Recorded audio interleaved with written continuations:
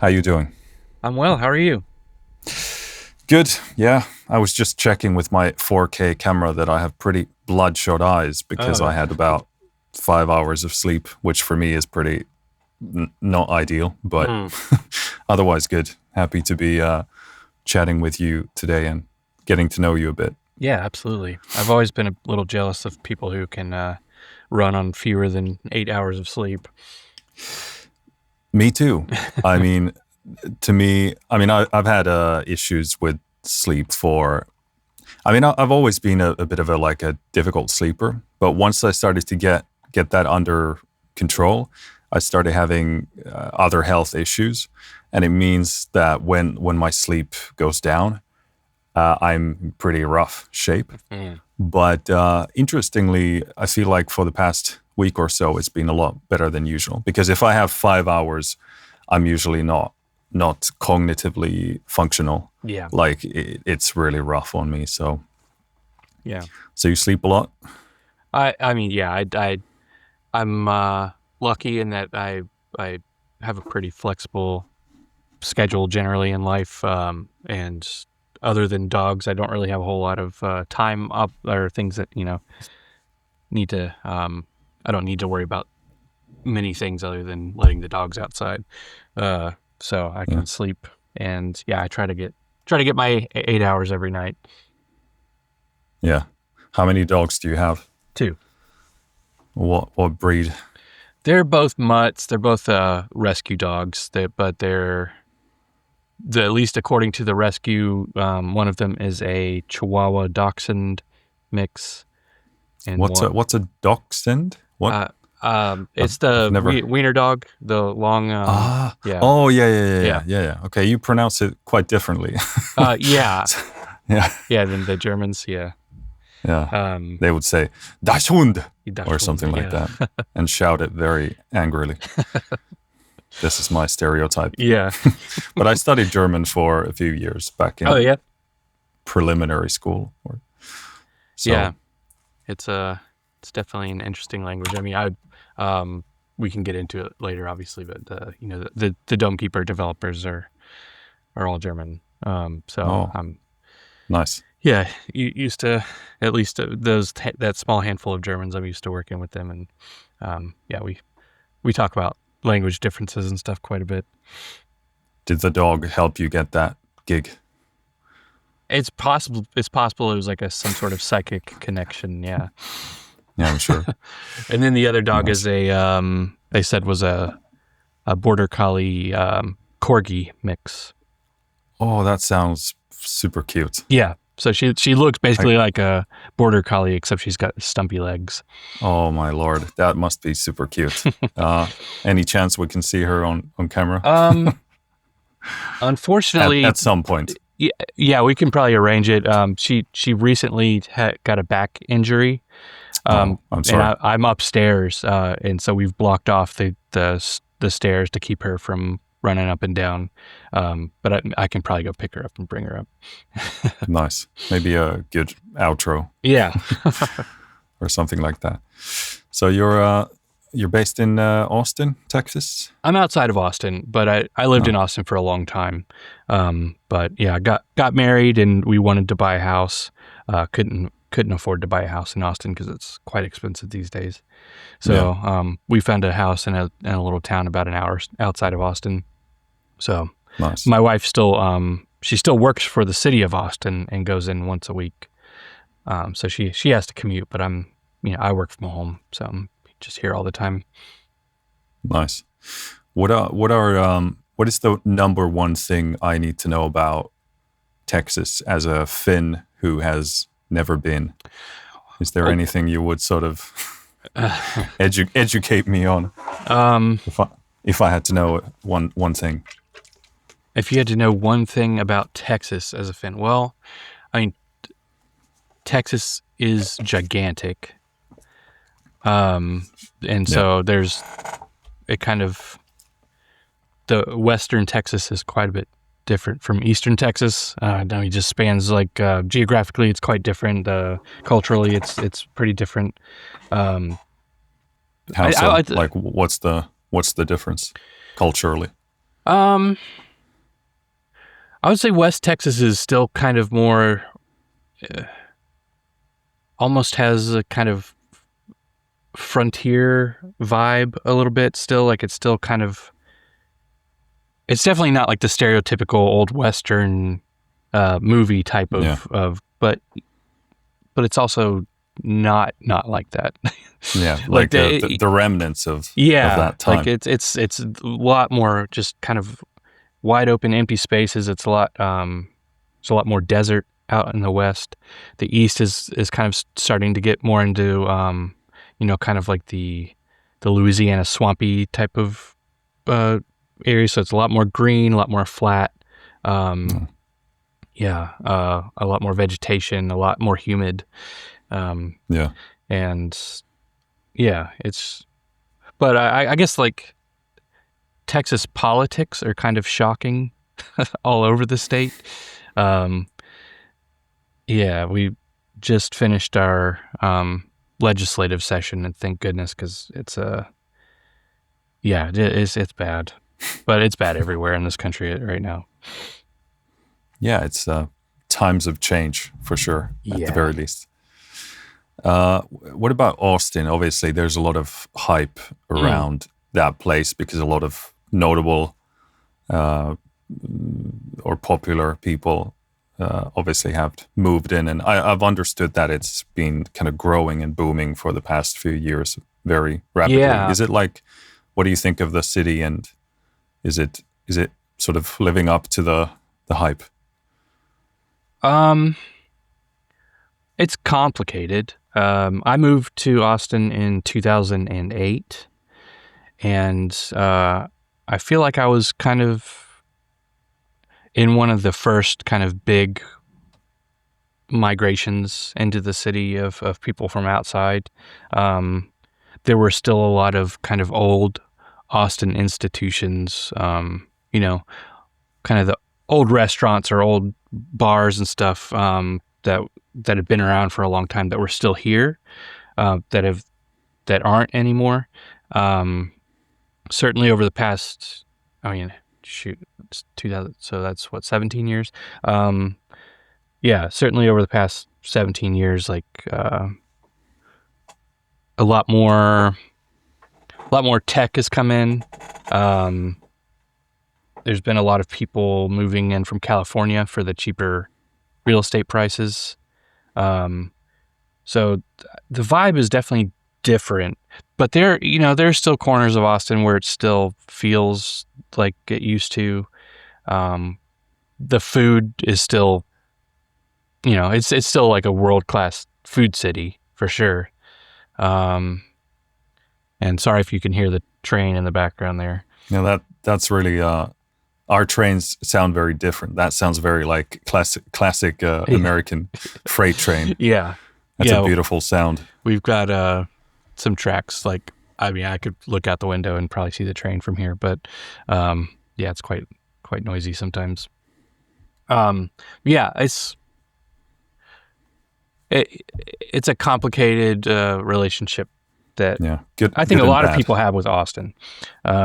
Certainly people who have lived there as long as or longer than I have. It's lost a lot of I think what made it appealing in the first place, but it's also it's still a cool place to be. Yeah. Well, it's always when a place is growing really fast, there's like the good stuff from the past is kind of still there, but then it's changing. And obviously whenever anything is attracting growth, there's a lot of less than ideal stuff that also accumulates around it. Yeah. Which is like, I used to live in London, and to me, studying there was fine, but once it really came to sort of like post-studies time, like living in a sort of a more traditional sense, or, finding a job and all that, finding a flat and stuff like that, I was really off-put by the, I'm still struggling to figure out what to call it, but the greediness, the sleaziness, like all the places are really horrible quality. Like all the apartments are pretty crappy, and if they're not, then they're extremely expensive, and you're sharing your flat with 5-7 people, and it's like, this is not really for me. Yeah. And everybody's like always going for money, and that's it. So not. Yeah. I mean, I'm a firm believer in. I feel like your ideal version of a city is either kind of what you've heard about, or the way it was when you got there. And I don't believe that cities are can be in stasis. Like, they're either growing or they're dying.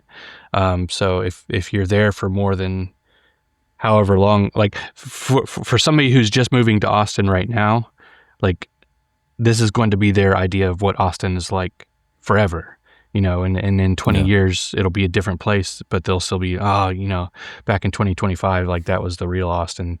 And it's just, it's always changing. There's no like ideal version of what the city is, because it's either going to grow or it's just going to die.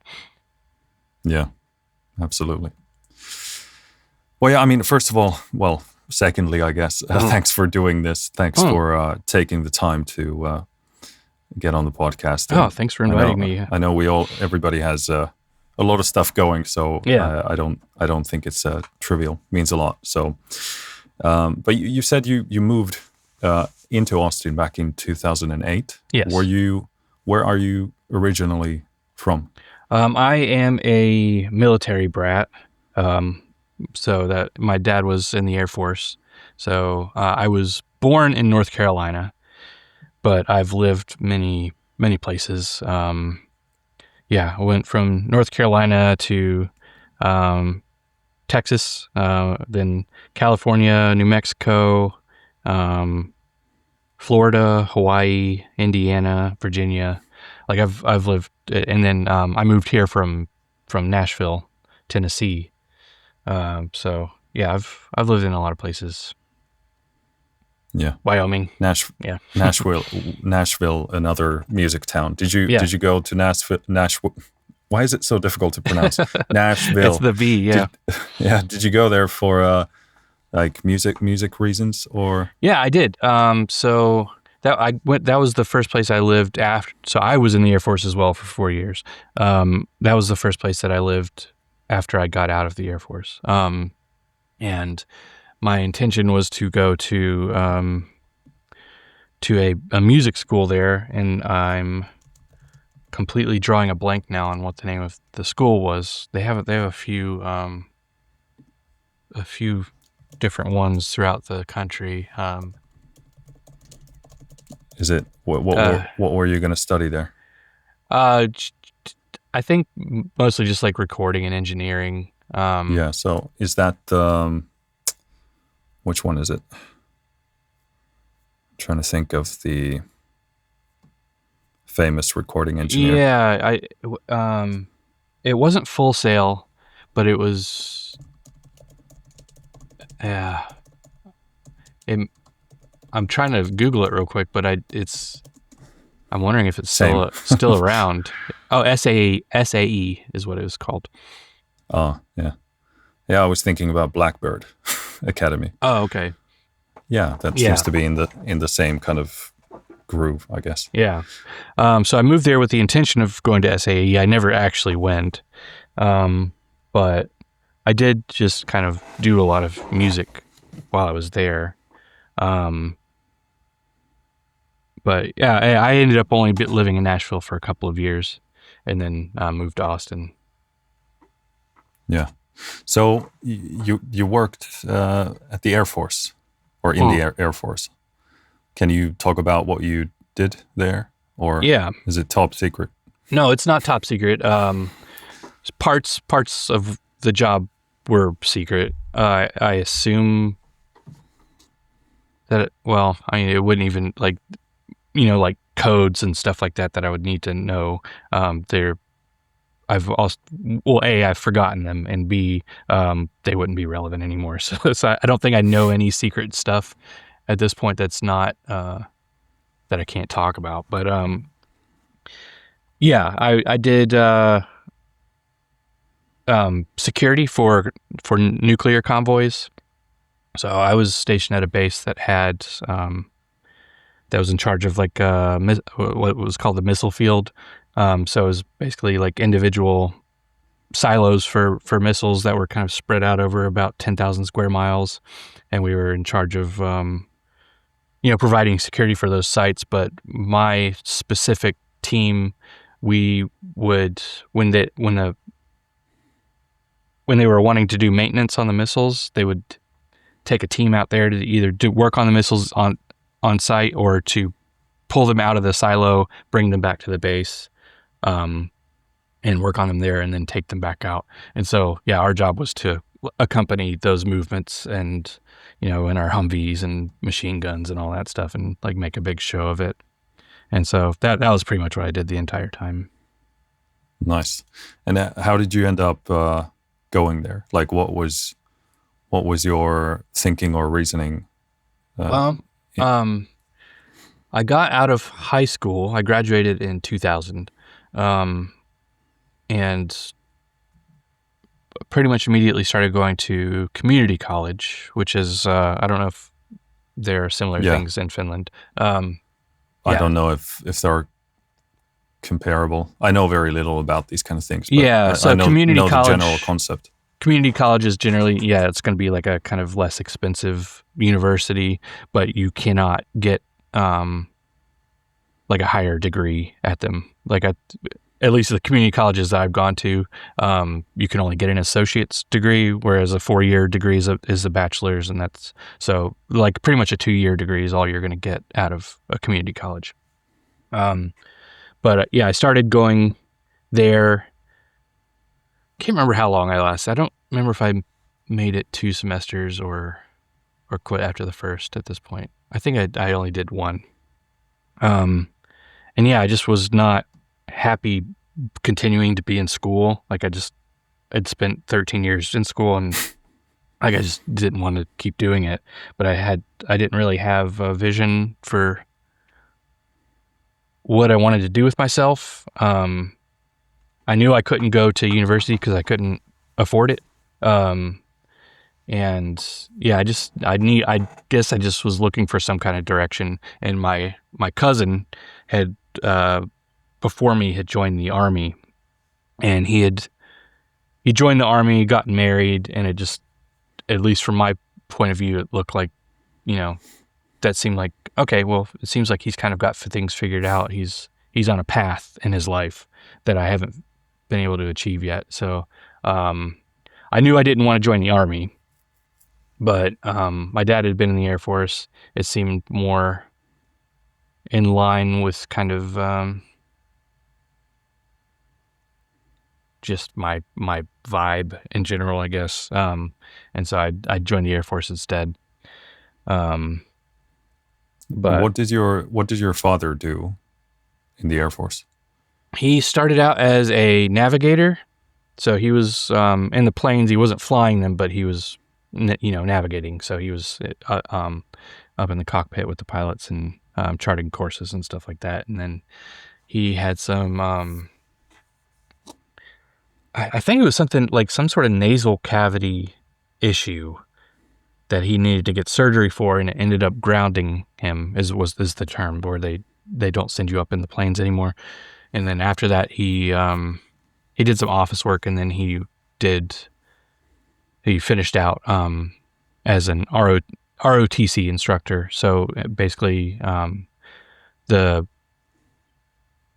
in college, like if you're looking to join the military as an officer, you usually have some sort of military instruction while you're in university.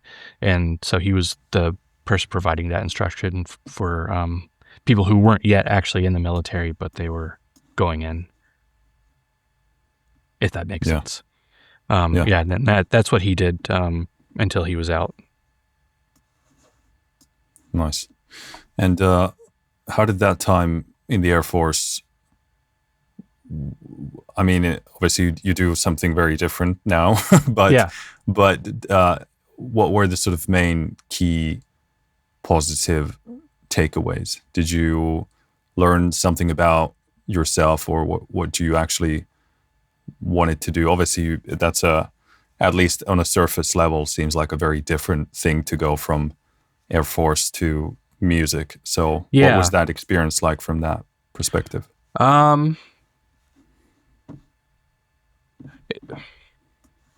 I don't think I was ever. I remember, like, you know, my sergeants and stuff. It wasn't uncommon for them to. Am I allowed to curse on here? Yeah, Okay. absolutely. Whatever you Yeah. whatever you want to say. Yeah. They would say, like, you know, Paxton, what the fuck are you even doing in the military? And it was that made sense to me. Like, I kind of got in and found myself in a situation where I was part of this huge machine that I had a hard time relating to. I still did, you know, I did my time. I didn't really get in all that much trouble while I was in, you know, usually just mouthing off or something like that. But, yeah, as far as positives go, it was good. When you're in the military, like, you are working with people from all over, like all over the country, all like you know, people of different races, ethnicities, and cultural backgrounds, and you know, like, and it puts you in these kind of social situations in which that aren't really that common to find yourself in, you know, as a civilian, like, where you're working with people who you may not associate with otherwise. And I don't mean that in like any kind of racist way, just like there's like, you know, like, yeah, it's just like different class backgrounds and social backgrounds Yeah. and stuff. Everybody's all mixed together in a lot more intimate way than you would normally find. So, and I really liked that. Like, that's probably the best part of my experience in the Air Force, was just being able to meet and work with so many different types of people. And I think it was good for me, and helped me understand, you know, kind of just like how I fit in America, in a way. Yeah. But you know, that the military, you know, just kind of by its nature is a very kind of politically conservative institution. It's a very there's a lot of kind of like religious intertwining with a lot of the, like, you know, kind of, I think a lot of them feel like it's like their God-given mission to kind of serve in the military. That kind of stuff I don't feel comfortable with. And that was very present all the time while I was there. You know, being like sitting in a Humvee waiting for the, you know, the people to work on the missiles, and like, you know, there'd be guys in the Humvee like reading Bibles and stuff like that, and it was just, you know, like I said, you experience a lot of different kind of cultural differences while you're in, and it's Yeah, I think that's interesting, and but also like yeah, you kind of have to like steel yourself for those differences sometimes. Yeah. No, I think the military overall is probably the one of the best practical ways of getting a realistic glimpse of the true diversity of the people who are out there. I Yeah. mean, we have compulsory military service in this country, Hmm. and well, I did go go do mine, but I actually ended up breaking my leg, and then I Oh. couldn't finish it. But the point is, even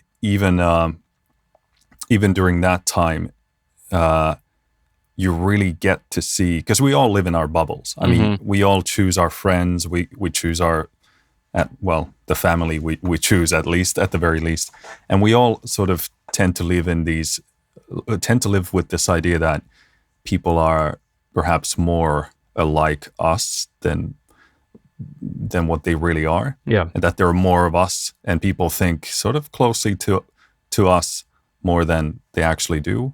And of course, I think that sort of thinking also enhances the us versus them mentality, because you tend to think simultaneously that more people out there tend to think like you do, and then there are the others who think very differently. Yeah. But in the military, you just see you see the true, like a glimpse of the true diversity of people who are out there, because there are so many, like, people are really weird, Yeah. like super weird.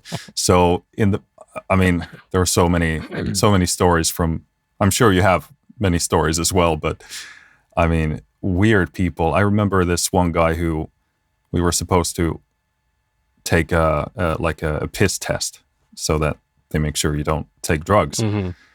And I remember he shat in that cup. And obviously he was then taken away, and I think they went to his locker and everything, because they suspected he was on something. Yeah. Because he was like a pretty special case, and he was probably, something weird was going on with him. But that's like a more extreme, Yeah. obviously a bit sad case as well. But yeah, I mean, just people come in all kinds of shapes and sizes, and the diversity of the qualities that they have in terms of their character or capability or anything, is, you truly get like a glimpse of that, and then you go like, holy shit, these people are out there. Like, I've never even thought about people who, you know, fit these kind of profiles that I'm now viewing. So Yeah. I think if somebody wants to get a better grip on the diversity of people out there, the military is probably the best way Yeah. to do that. Yeah, definitely a trial by fire in that regard. But I think that's definitely one of the bigger positives of serving time in the military. Yeah, for sure. What about did you have like other family around? You mentioned your dad. Did you have siblings, or what was your mom doing? Yeah, I've got 3 younger sisters. I'm the oldest. And my mom stayed home and raised all the kids and took care of the house. And yeah, so let's see.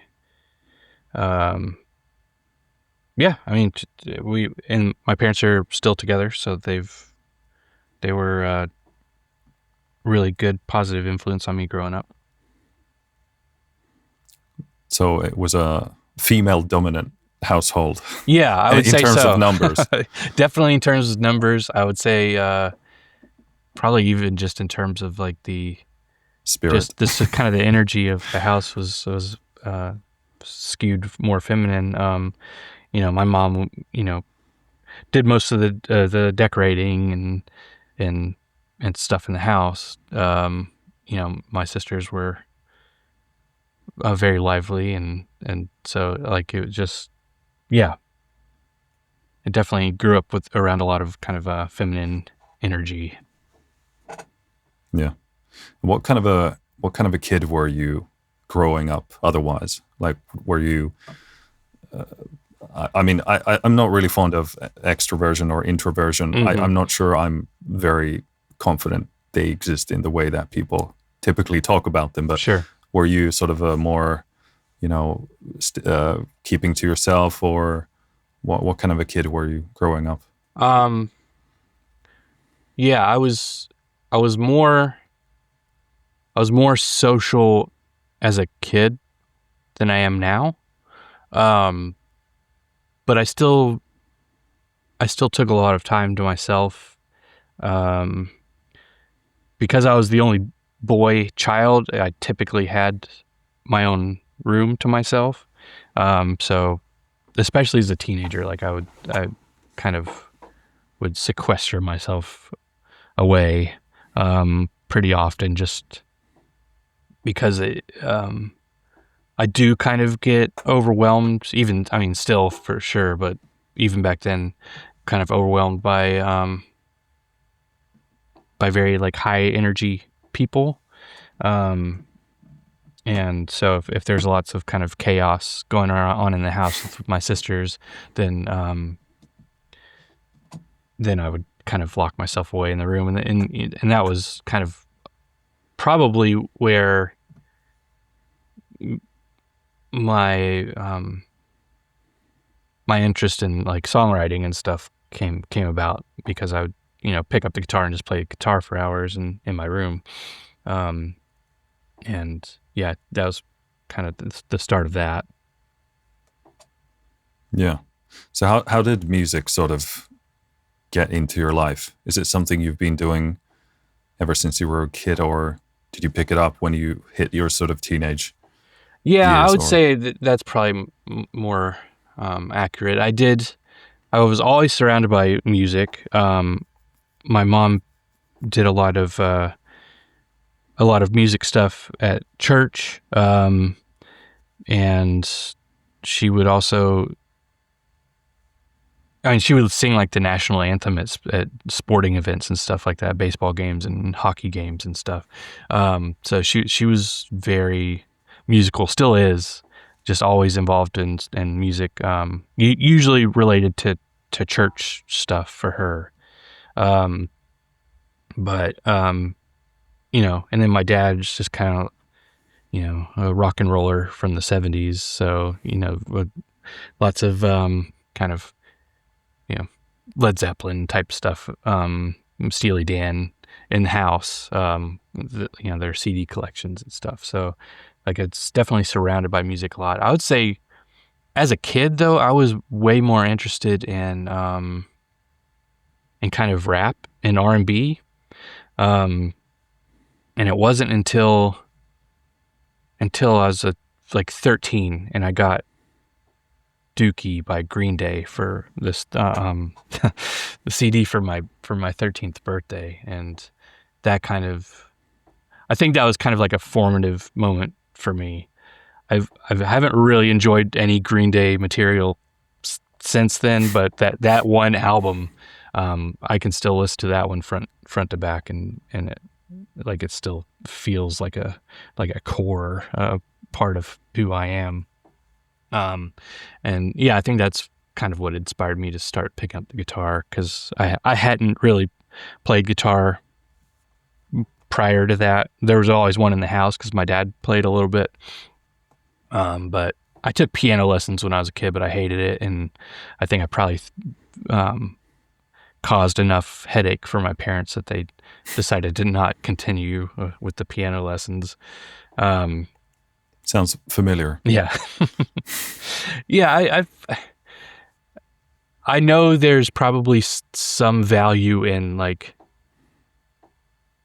I don't want to say forcing kids to learn musical instruments, but to strongly encourage them to stick with it. I think that getting that instruction early builds a lot of skills that are hard to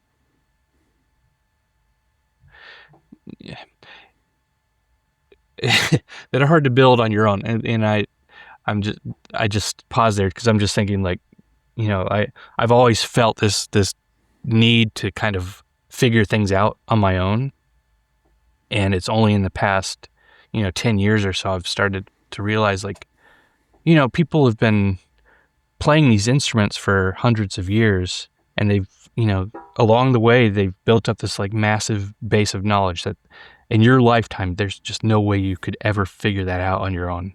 And it's okay to take that instruction and to like draw from that base of knowledge. You don't have to do it by yourself, and it doesn't show any weakness or lack of like creativity on your part to like be instructed. Yeah. But I think the difficulty there can be that I didn't understand it back then, because I started taking piano lessons when I was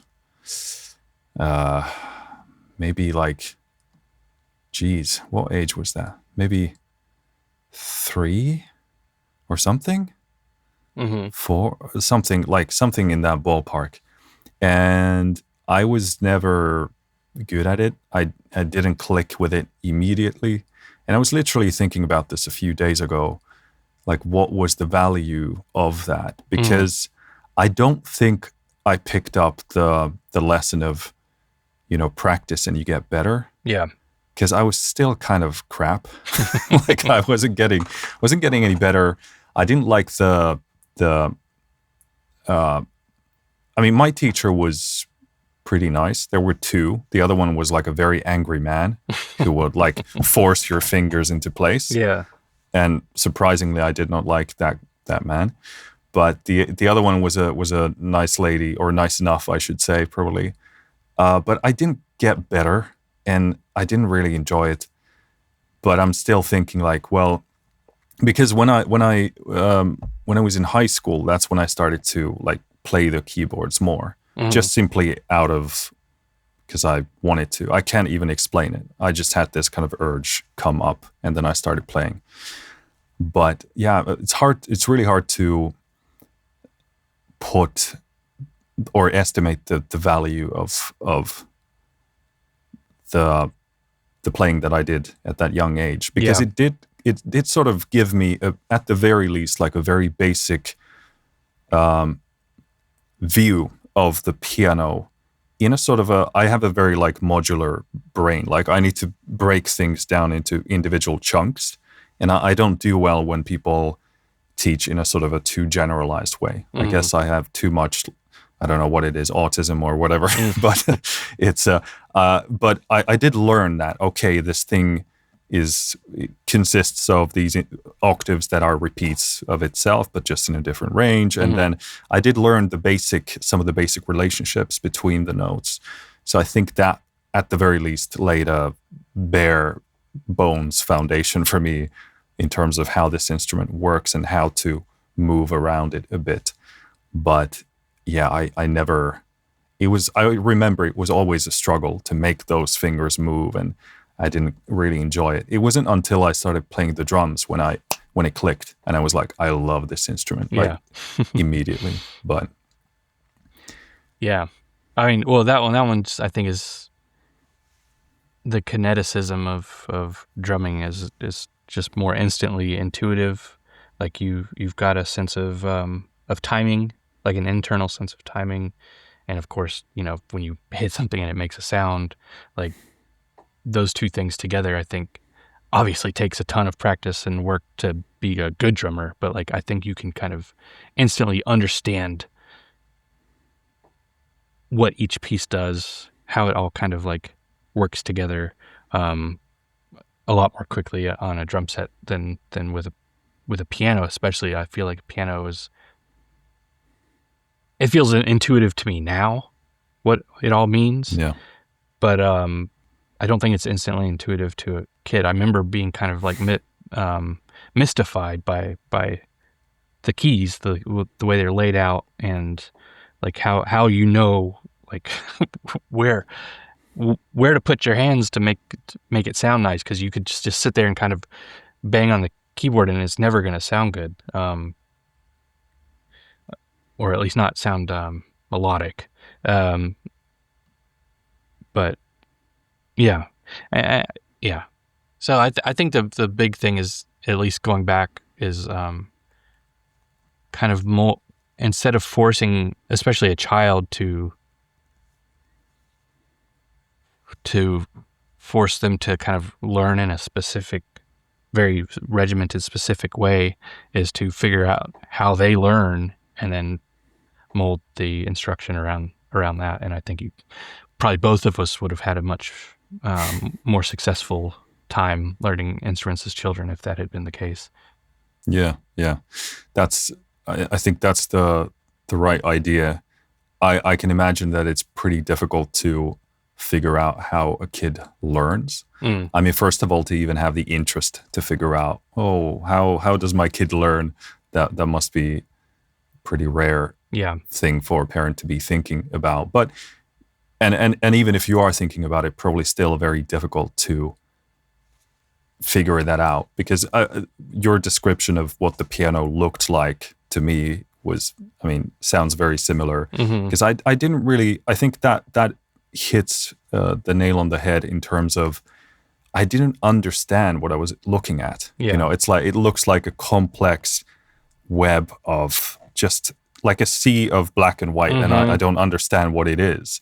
But I think if I was taught the piano sort of through maybe like very basic music theory concepts, and then allowed to explore that, I think for someone who wants to create music instead of play music, you need some kind of creative angle that sparks the interest, because then you realize, this is a tool that I can use to create stuff instead of just playing other people's music. So that's probably something. But yeah, I mean, you can look at what your kid likes and how they pick up stuff and try and extrapolate that lesson, abstract it from there, and then apply it to something else. So your teenage years, you listened to Green Day. Did you pick up, you said, a guitar? Yeah. We had, it was an acoustic, I think Ovation was the brand. It was this kind of like rounded back, acoustic guitar that had it was like a plastic shell, on the back. And, that's what I learned on and played on for years, until I kind of started getting my own guitars. Kind of started getting into Green Day. It was the kind of introduction into the world of kind of like guitar music. And then I, kind of like every other 90s kid, started getting really into Nirvana. And then I think it was probably Smashing Pumpkins, Siamese Dream, that really kind of opened my eyes to like what you could do specifically with a guitar, creatively with a guitar. Because before that, it had just been power chords, so I think it was probably Smashing Pumpkins that made me start like thinking a little more creatively about how to move around the neck and try different things with chords than I'd been doing. Yeah. And what was the next step in terms of progression? Did you start playing in a band, or what was the next phase? I'm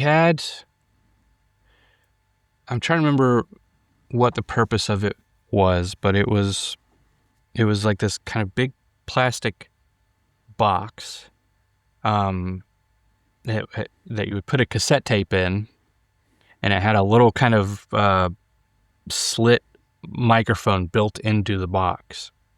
And so you could hit record, and the microphone would just pick up whatever noise was in the room.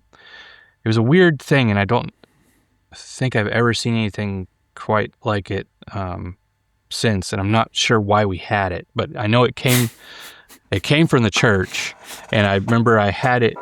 I'd like a gift from God, maybe. Yeah. My mom had been using it for something church related, And so I snuck it into my room, and I was, recording like guitar stuff on tape. And I had a candle that was burning kind of next to it. And I left my room or something. I don't remember what happened, but somehow or another, the candle heated up and burned and like melted half of like the plastic along the side of the box. And so we couldn't give it back to the church anymore. So I don't know if my parents just had to buy a new one to give to the church or what. But anyways, that one was now mine. Smart. Yeah. So, it was interesting because it wasn't obviously not like a very high quality microphone. It was kind of just built into the box. But yeah, I mean, I use that thing so much. And I would say I had some bands. It was mostly me and my cousins it was always the same, like 3 or 4 different people, but we had a bunch of different bands that would kind of explore different ideas. And we would always just record the cassette tape on that weird box. And yeah, some of those recordings still exist.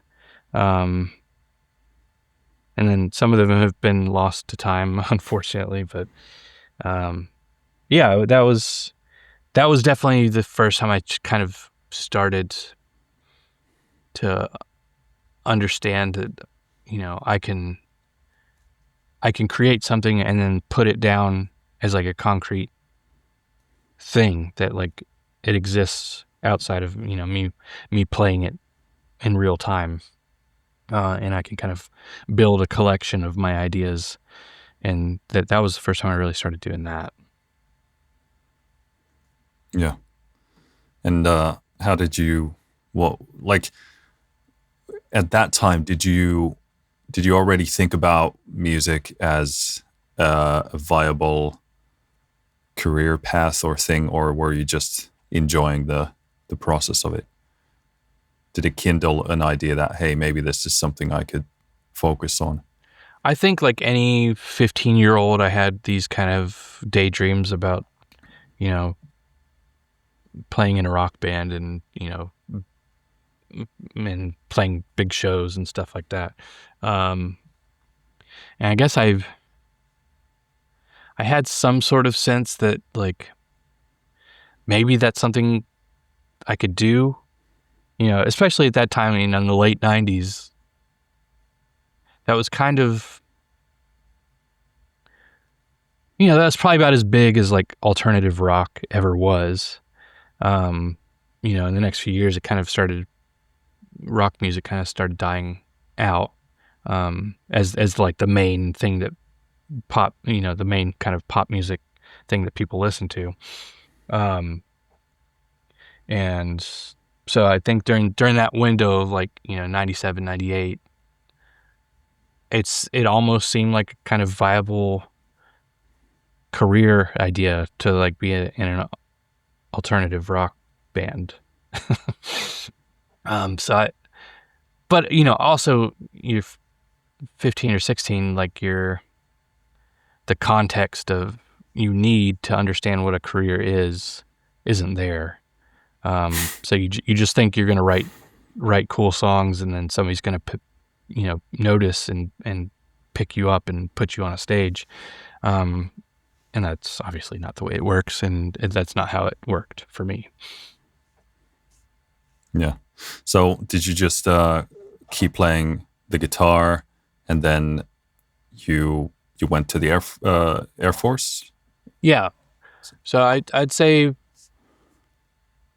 right around 2001 or so, I started using c.layne, like letter C, Layne, as kind of my music making moniker. And that was before I joined the Air Force. And so I kind of started writing music as c.layne, and obviously the putting stuff up online was a lot more difficult back then. Like, you just really couldn't find websites to host MP3s or anything like that.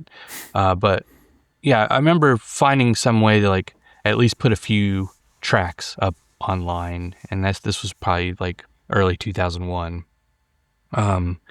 And so that was the first time I think I like really released music out into the wild. And then I joined the Air Force in late 2001.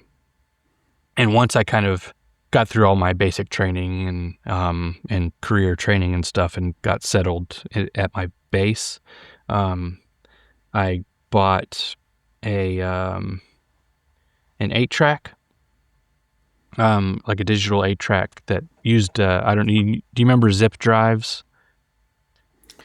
Zip drives? No, I remember ADAT, but okay, they were, that's different. Yeah, the zip drives were they weren't around for very long, but they were basically floppy disks, but they would hold. Oh yeah, they would hold more than, they would hold a couple hundred megabytes worth of stuff.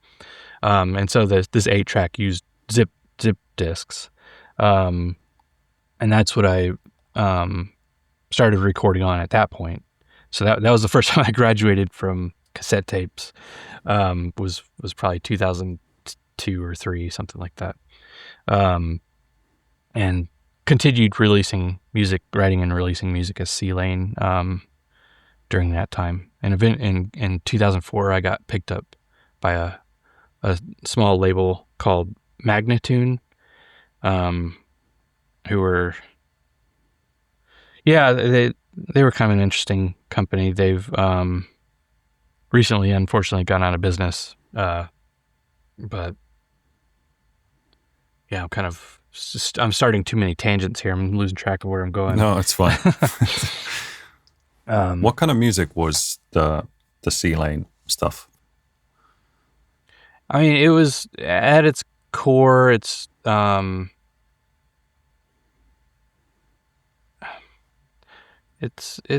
of just indie rock, I guess, like or art rock or something like that. Like, I always try to, and it's something I've struggled with for years and years. I don't really know what the best way to describe it is. I think there are lots of elements of kind of like Radiohead or that kind of sonic palette that I've used, but I try to do something different with each of those albums. The first like full c.layne album that I put out was kind of this almost kind of 60s psych pop type of thing, and then the one after that is this kind of like sonic pastiche, lots of kind of different elements of different types of music that like, so it's like kind of drone and noise and like psychedelic stuff. And was it instrumental music? No, yeah, it was. I would use. It was a kind of an old DAW called Making Waves. There was, I think, Pro Tools and stuff like that was around, but it was too expensive for me at the time. Making Waves was a relatively inexpensive DAW.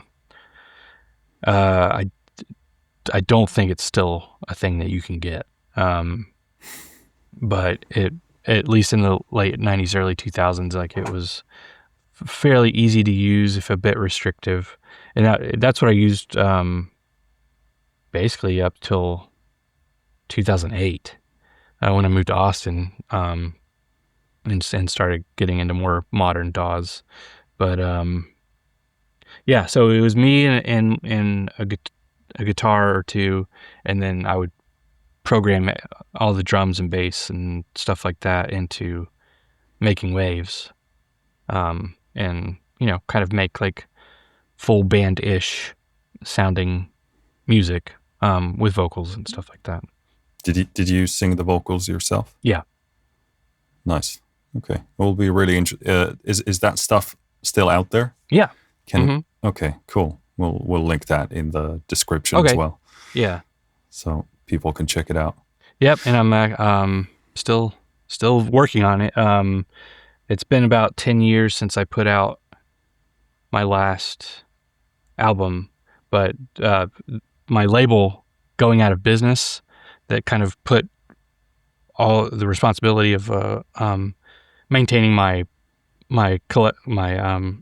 archive, Catalog. catalog back on me, and it's kind of kick-started a bit of a creative spell, and so I've been kind of going back through old project files and stuff like that, and kind of just doing an audit of basically 25 years of music, and re-releasing albums on my own and stuff like that. And finally felt inspired enough to start working on a new c.layne album. So that's what I've started doing recently. We'll see how that goes. Nice. So you were in the Air Force, you were using this 8-tracker to create your stuff. Did that sort of go on for the next 4 years, or what was your relationship with music and creativity during that time?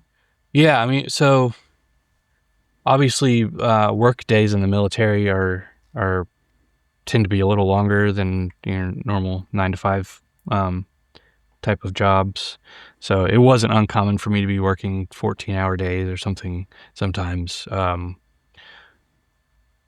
In fact, I mean, looking back on it now, I'm amazed at how much music I still found time to make, because these days, like, I do work just like normal hours, and I don't I'm not nearly as musically productive as I was when I was 20, but I guess that's just how it goes. Yeah. So relating to that, do you have any tips or tricks in terms of, like, if you had to look back at that time, and despite your long work days, how did you actually manage to pull off, first of all, finding the time to do it, but then focus on it? Was it just like youthful drive, or? I think that was a big part of it, for sure. Unfortunately, I wish I wish there was some sort of like trick I could think of to get back to that that kind of Mindset. that mindset, that kind of just creative abandon, where I didn't feel a lot of what trips me up these days is, and of course, if you go back and listen to that music that I made 20 plus years ago, like, it doesn't sound good, but I was okay with that. Like, I would have an idea, and I would just get it down as quickly as I could, and then I would move on to the next thing. And these days, it's like I'm so like nitpicky about sound design, and getting my timings exactly right, and making sure my voice is in tune, and blah blah blah. Like, it's way more of a process these days to get a completed song. It sounds a lot better, but it's just, that's the trade-off, I guess. Yeah. Well, it's when you climb upwards in your craft, the standards are going to climb as well. Yeah. So to hit those standards, it becomes, I mean, you get more skills and you become better at your craft, but then the standards also climb. So you're sort of, it tends to be the case that more time is being spent. But that's something I think about a lot, because I'm not convinced, at least at my current sort of skill level, that the investment of putting more time into it is actually benefiting me in almost any kind of a way. Yeah.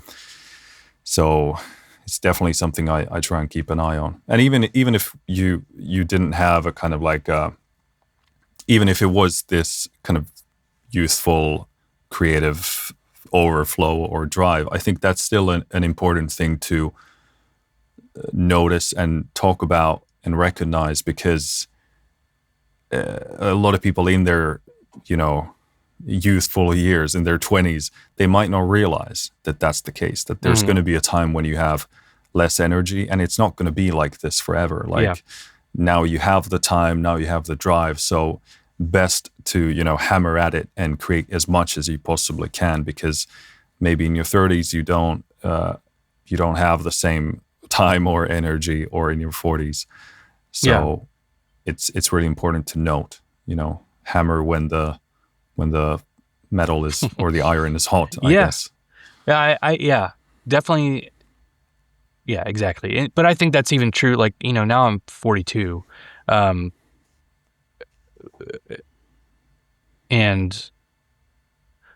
this past month or so has been probably the most like musically productive time I've had in, a long time, at least 10 years, probably more. And I think that's the other thing. Is like the youthful part of it is definitely true, but it's also, like you said, strike when the iron's hot. Like if you feel the need to create, like make, and it's important to you, like make that time. If you lose a little sleep or something, like roll with it, because it doesn't stick around, and you can't really count on inspiration, and you can't really hold on to it for later. Like it's, and I don't have time for it right now. I'll just, I'll work on it next month or something. Like next month, you may not want to work on it anymore. Yeah. So you lose that inspiration. Yeah. You lose that initial connection as well. So if it's there, you just kind of gotta roll with it, and it's not always convenient, and it's frustrating that you can't just try to flip it on and off. But that's the plight of the creative person, I think. Yeah, and I think that's also in part one of the things that I repeatedly talk about on this podcast is you are, as a creative, you are fighting the familiar. Because when you have that spark and you have, that idea, and you go like, that's interesting, I want to do that. If you don't attack it immediately, it's going to stay in your mind to some degree, at least. At the very least, the idea stays there, and it becomes familiar and stale and obvious. And it's no wonder that in a week, 2 weeks, a few months, you're not going to be interested in it anymore. Yeah. So you really gotta, attack it when it's there, and when it's exciting, because that excitement is fuel that you won't otherwise have. So it's really important to use it when you have it. Yeah, that's a great framing. I haven't really thought of it like that before, but I agree 100%. But so, I will say on the other hand, just real quick, that like there is a lot of value to pushing through, even if you aren't feeling creative, to just be doing, like, try to do something every day, if every day, if you can. Obviously it's not realistic for everyone, but like even if that fire isn't there, to just make something and keep the coals burning, so that when that inspiration does come back, you'll have those muscles ready to act on it. Yeah, no, absolutely. It's huge, because there are so many things relating to this, but I love the feeling when I'm walking to the studio and I have no idea what's going to happen. And I don't feel particularly inspired. I don't feel like, now is, the creative juices are flowing, or I have this great idea. I might not know anything that's about to happen. Mm-hmm. And I actually love that, because like these days I use sound a lot as a source of inspiration. Like I find a sound that speaks to me, and then I'm off. Like I'll create nonstop after that. But you have to have this openness to the possibility of discovering something that you can't even imagine right now, or prior to going to the studio or sitting down on your desk. So I think that's a big one. And also like if you want to do this to any sort of a serious degree, like you said, or at least what I think you said was that you need to build the skills of effectively being a professional. Like you just sit down and you learn certain processes and ways of approaching your work that bring out the creativity. Yeah. That you can just sit down and play around and suddenly you are feeling creative. And I think a lot of my sort of hobbyist musician friends sort of have this idea that the muse comes to you, and when you feel inspired, then you're going to work on it, which is fine. Again, there's nothing wrong with that. But if you want to do this more, if you want to turn it into a profession, you're probably going to have to work more often than when you just naturally feel inspired to pick up the guitar or the piano. Oh yeah. Game music stuff is a completely different, like at least in my mind, game music is a very different process than my rock music is. Because I mean, like I said, I haven't made an album in 10 years. Like it's, if you're wanting to do music as a career, you can't go 10 years without making music. So depends on how good the first album was. Yeah, I mean, I guess if you put out like with Minecraft or something like that, then you can probably coast on that for a little while.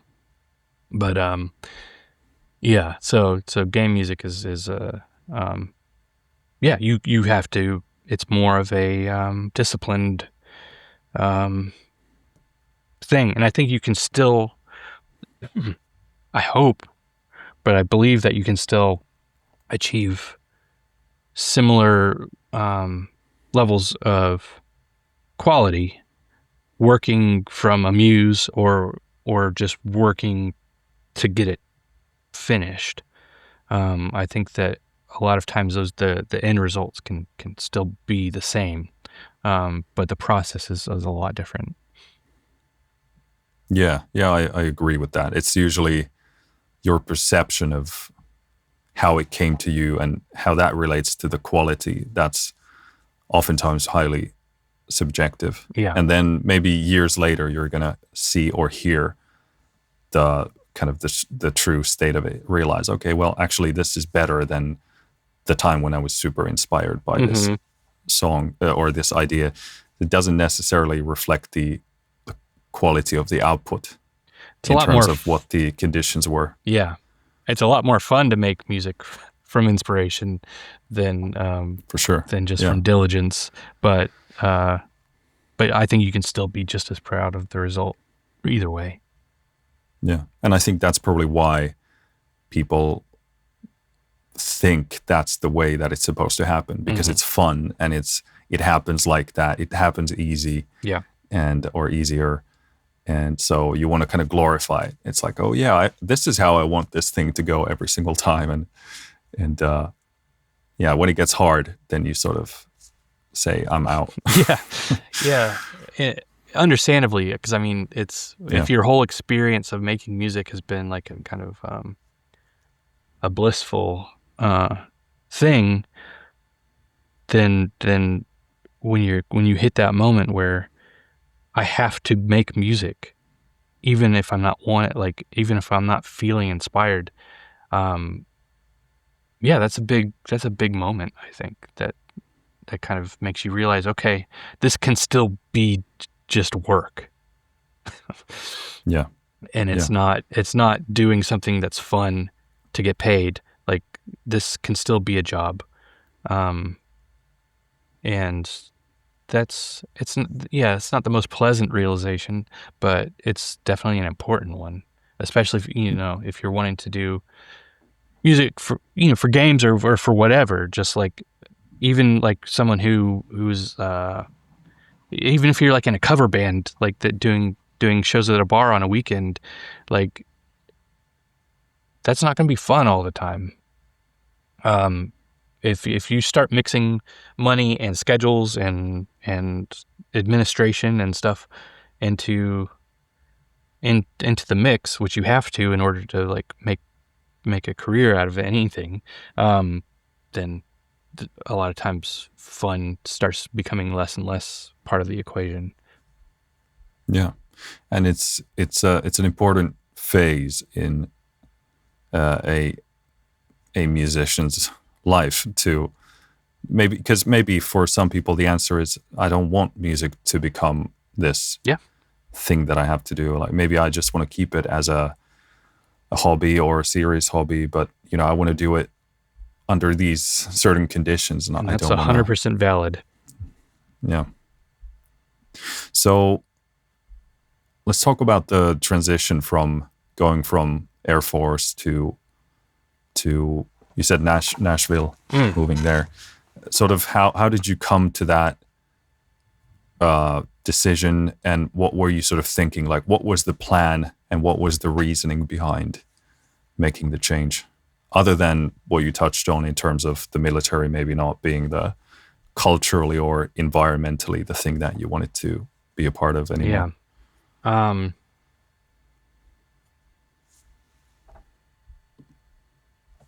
I knew that music was really important to me, and that I wanted to do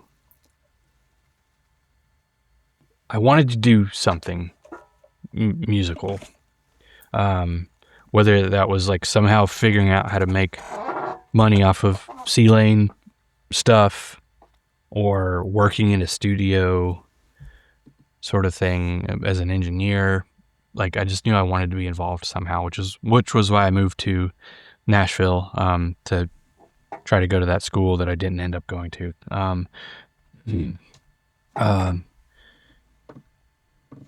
But I still I kept doing music, and I would join bands and keep a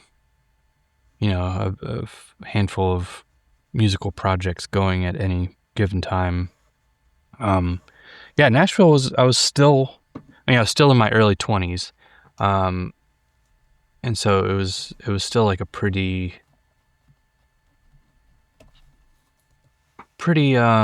fruitful musical period. I made a lot of stuff. I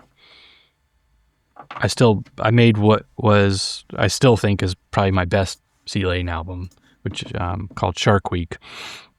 That's kind of my mission statement, I think, as far as of what I was wanting to do with that project, that musical project. And that was something that I did in Nashville. So, and then I think I was still aimless. Like I joined the military to kind of find some sort of purpose or road forward. I did my 4 years and I got out, and I think I still just really didn't know what I was doing with myself, but I knew that music was important to me. And so finding a way to monetize your passion is, I guess that's why most people don't do it. It's hard to do. Yeah. So is that around the time when the idea of the video game industry started to get into the picture? What was the progression from leaving the military, going to Nashville, and then how did you move into video games? Were there other things before that happened, or? I mean, I've always been a gamer. It's kind of weird to think back on it now, how long it took to kind of combine those two ideas. I think I was 5 or 6 when I got in NES, and that was probably around the time that Mario Brothers 2 came out. It was in that time frame, and so I've been gaming since then. I've always loved video game music, and it's just kind of weird. There was one time I was in the Air Force, and it was in the kind of the Newgrounds heyday. Those kind of Flash games and stuff were kind of at about their peak. And do you know the game Balloon Fight? It's an Maybe if I saw it. yeah, where you're just a little guy with like balloons above you, and you kind of like are floating and trying to keep your balloons Yeah. from being popped. Somebody had Sounds made, oddly familiar. yeah, somebody had made a Flash version of that game, but you could set a directory on your computer to pull MP3s from, and it would play those MP3s in the game. And that I remember that. I guess that was really the first time I made video game music. Was I made some tracks to like import into this Balloon Fight clone on Newgrounds. But even then, like it didn't click that okay, people do make video game music and get paid for it. Like I didn't make that connection, and I didn't for a long time. And then I would say it was probably closer to like 2012 or so, where I started thinking, it would be cool to do that. And then there's, that I guess that was probably around the time that indie games were really, it's kind of like the infancy of like indie games being viable commercial products. The Cave Story and stuff had already come out, but, it was around that time where it's Minecraft and stuff started popping up, and like, oh yeah, well I guess there are people who just could just latch on to one of these games and make music for it, and then all of a sudden you're a video game composer. And so I started like trying to do some networking. And Austin is a pretty active indie dev city. I mean, Rare and Retro Studios and stuff are in Austin. And so I would start going to like kind of networking things, and I'd met somebody who was working on an iOS kind of puzzle type of game, like some sort of like a Bejeweled clone or something like that. I don't remember now, but exactly what the game was. But I remember getting on board with them, and they wanted me to make some music, and this was one of the first hard lessons I learned, was to make sure to get a contract in place. But I made them a bunch of music, and then they ghosted me, and I never heard from them again. I don't know if the game ever released, and I certainly don't know if they ever used my music for anything. I've never been able to find anything using that music, but it wasn't a very pleasant experience, and it kind of put me off the whole thing for a long time. So it wasn't really till COVID hit that, and like everybody else, I kind of went through some sort of existential reckoning of like what is life, what am I doing with my life, sort of thing. Everybody's stuck at home, and and you start like realizing, okay, now I'm in my late 30s, and like what am I trying to accomplish here? And I was going to therapy and stuff like that, and talking to my therapist, and yeah, and for whatever reason, that was finally when it clicked. Like, okay, like I think I was scrolling through the eShop on Switch, just looking at all the millions of shovelware games on there. It's like, somebody's making music for every single one of these. Like I could be one of those people, even if it's just for one of these small stupid games on here. Like I can figure this out. And so that's what I did. And I started like kind of researching, okay, well, how do you connect with these people in the first place? And that's when I discovered game jams. And yeah, so I joined the Ludum Dare, and that's the rest is history. Hooked up with Bip and Bits, and got connected on Dome Keeper. It was way too, honestly, it was way too easy for me. I mean, I know I just went through that like 38-year history of struggling with figuring out how to do it. But like once I decided to do it, it was way too easy. Like I joined a game jam and instantly was like doing Dome Keeper. Could you explain how game jam works? Yeah. So game jam is essentially, I mean, I think there are a lot of variations, the like film jams and stuff like that. But the idea is you have a set period of time. Usually, like for game jams, it's usually 48 to 72 hours. There are some longer ones that go for a couple weeks. But at the very start of that time period, they announce a theme, and you use that theme to create a game from scratch. And then by the end of the time, you should have some sort of finished game. And then once that time period's over, everyone who participated in the jam plays each other's games and rates them. And then whoever gets the highest rating wins. And usually you don't win anything other than just, pride. And attention. Yeah. But Ludum Dare, for a long time, I think was the biggest online game jam. I know GMTK Jam has kind of eclipsed it. I'm sure there's some other ones. I know they're like Bracky's Jam and Kinney Jam and stuff like that. There are a lot of fairly popular ones now. But Ludum Dare was kind of one of the first big online jams. And so I joined the 48th Ludum Dare. That was my first one.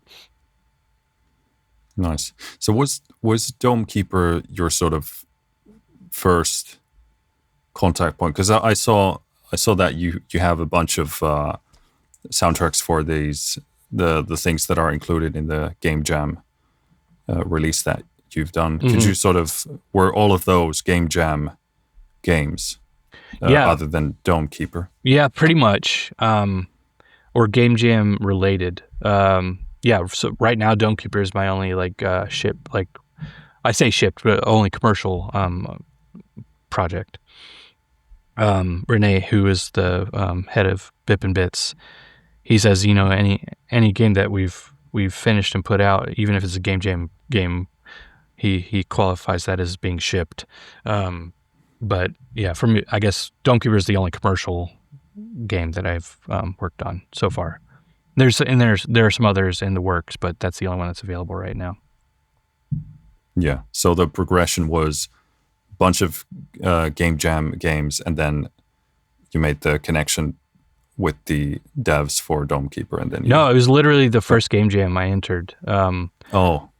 So okay. I was on a separate team. So I entered in Ludum Dare 48. The theme was Deeper and Deeper, and I was on a separate team. And we made a kind of a tactical RTS type of game. So it was actually during the rating period that we were playing. Everybody was playing each other's games, and I played. It was called Dome Romantik at the time.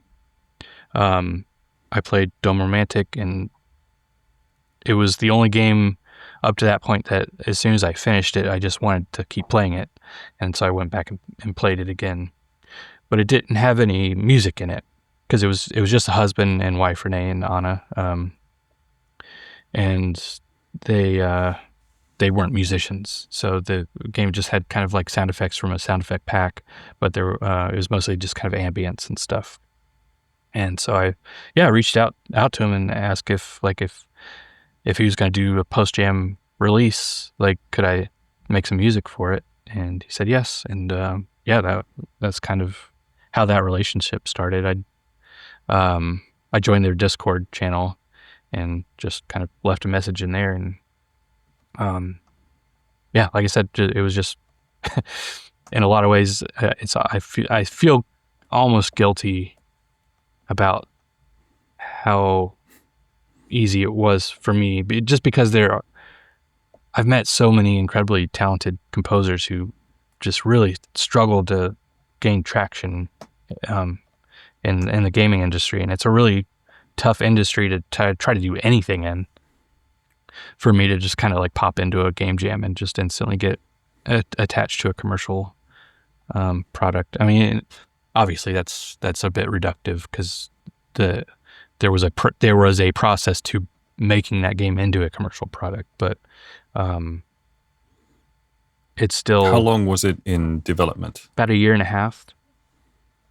And during that time, because I understand you have, is it 2 different keepers so far, at least for the game? Yeah.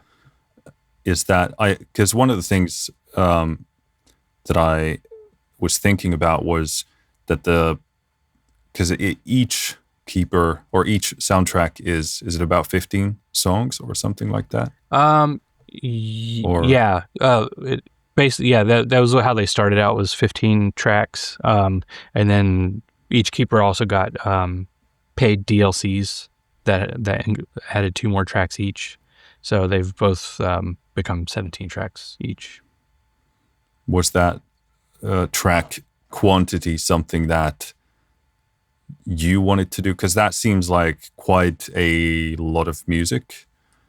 So was that something you came to the conclusion that this needs this amount, or did they have certain demands or ideas about the scope of the soundtrack? I'd have to go back and look, but I think I was contracted for 10 tracks each for each keeper. But yeah, it was kind of organic. And it just, I don't remember exactly how we arrived at 15 tracks or 17 tracks per keeper, because it wasn't really part of the discussion at the beginning. It was just kind of a guess. Yeah, maybe 10 tracks each, something like that. And actually thinking back on it now, that might actually be how it ended up working out. I think as far as just the normal gameplay loop, I think there may only be 10 tracks. And then the other tracks are kind of for the title screen and, when you win the game and blah, blah, blah. But yeah, it was just kind of, it just kind of just kept developing organically. Yeah, Did they have the idea of the 2 different keepers from the beginning, or did that sort of develop? Because it's quite like in many situations you would expect that the game just has the repeating tracks for like all the keepers. So it's quite a lot of music to write like dedicated music for each playable, not character, but keeper type, I guess.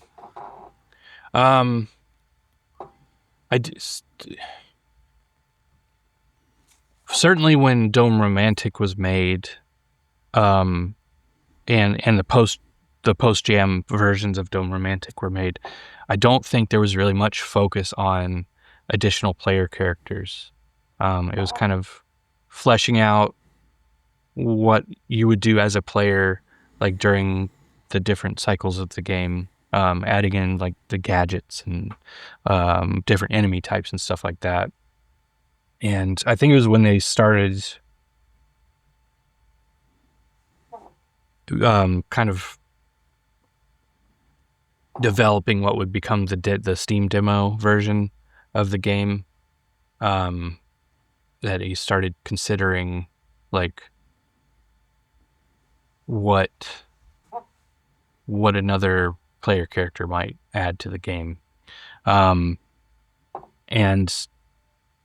I don't know how familiar you are with the history of the game, but back when it was called Dome Romantik, it had a much more kind of simple pixel art style that looked more kind of like an old school type of game. And when they got picked up by Raw Fury, they decided they were going to do a kind of graphical upgrade to the game, and move over everything that they had, and redo all the art for everything that they'd already made. And I think that was the point where they started considering other keepers, because in the demo version before the game released, it teased, like when you on the selection screen where you could choose your player character, it teased one or two other keepers that didn't end up ever making it into the game. So it ended up just becoming the two. But the assessor, which is the second keeper, never existed in the old pixel art style. It was something that was added with the new graphical upgrade before the game was released. Yeah. Did that answer your question? I feel like I kind of wandered off there. I think so. Yeah. Are there going to be any more keepers, by the way? Is that something you can comment on, or is the game sort of finished? I will say, well, the game's not finished. They've been continuing to develop for it since it came out.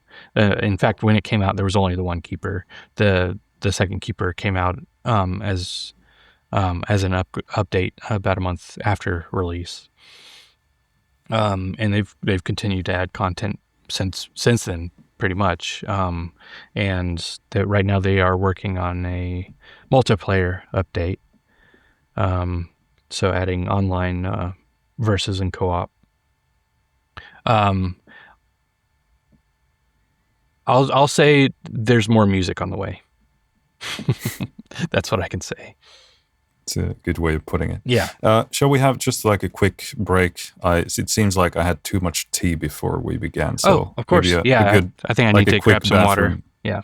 Okay. All right. Sorry for the hold up there. Just wanted to get the dogs a little bathroom break too. Crack one cold one. Crack a cold one with the boys. Yeah. It's just water for now, but for now, let's see. Yeah. In a few minutes. It's like, I'm going to need something stronger for this podcast.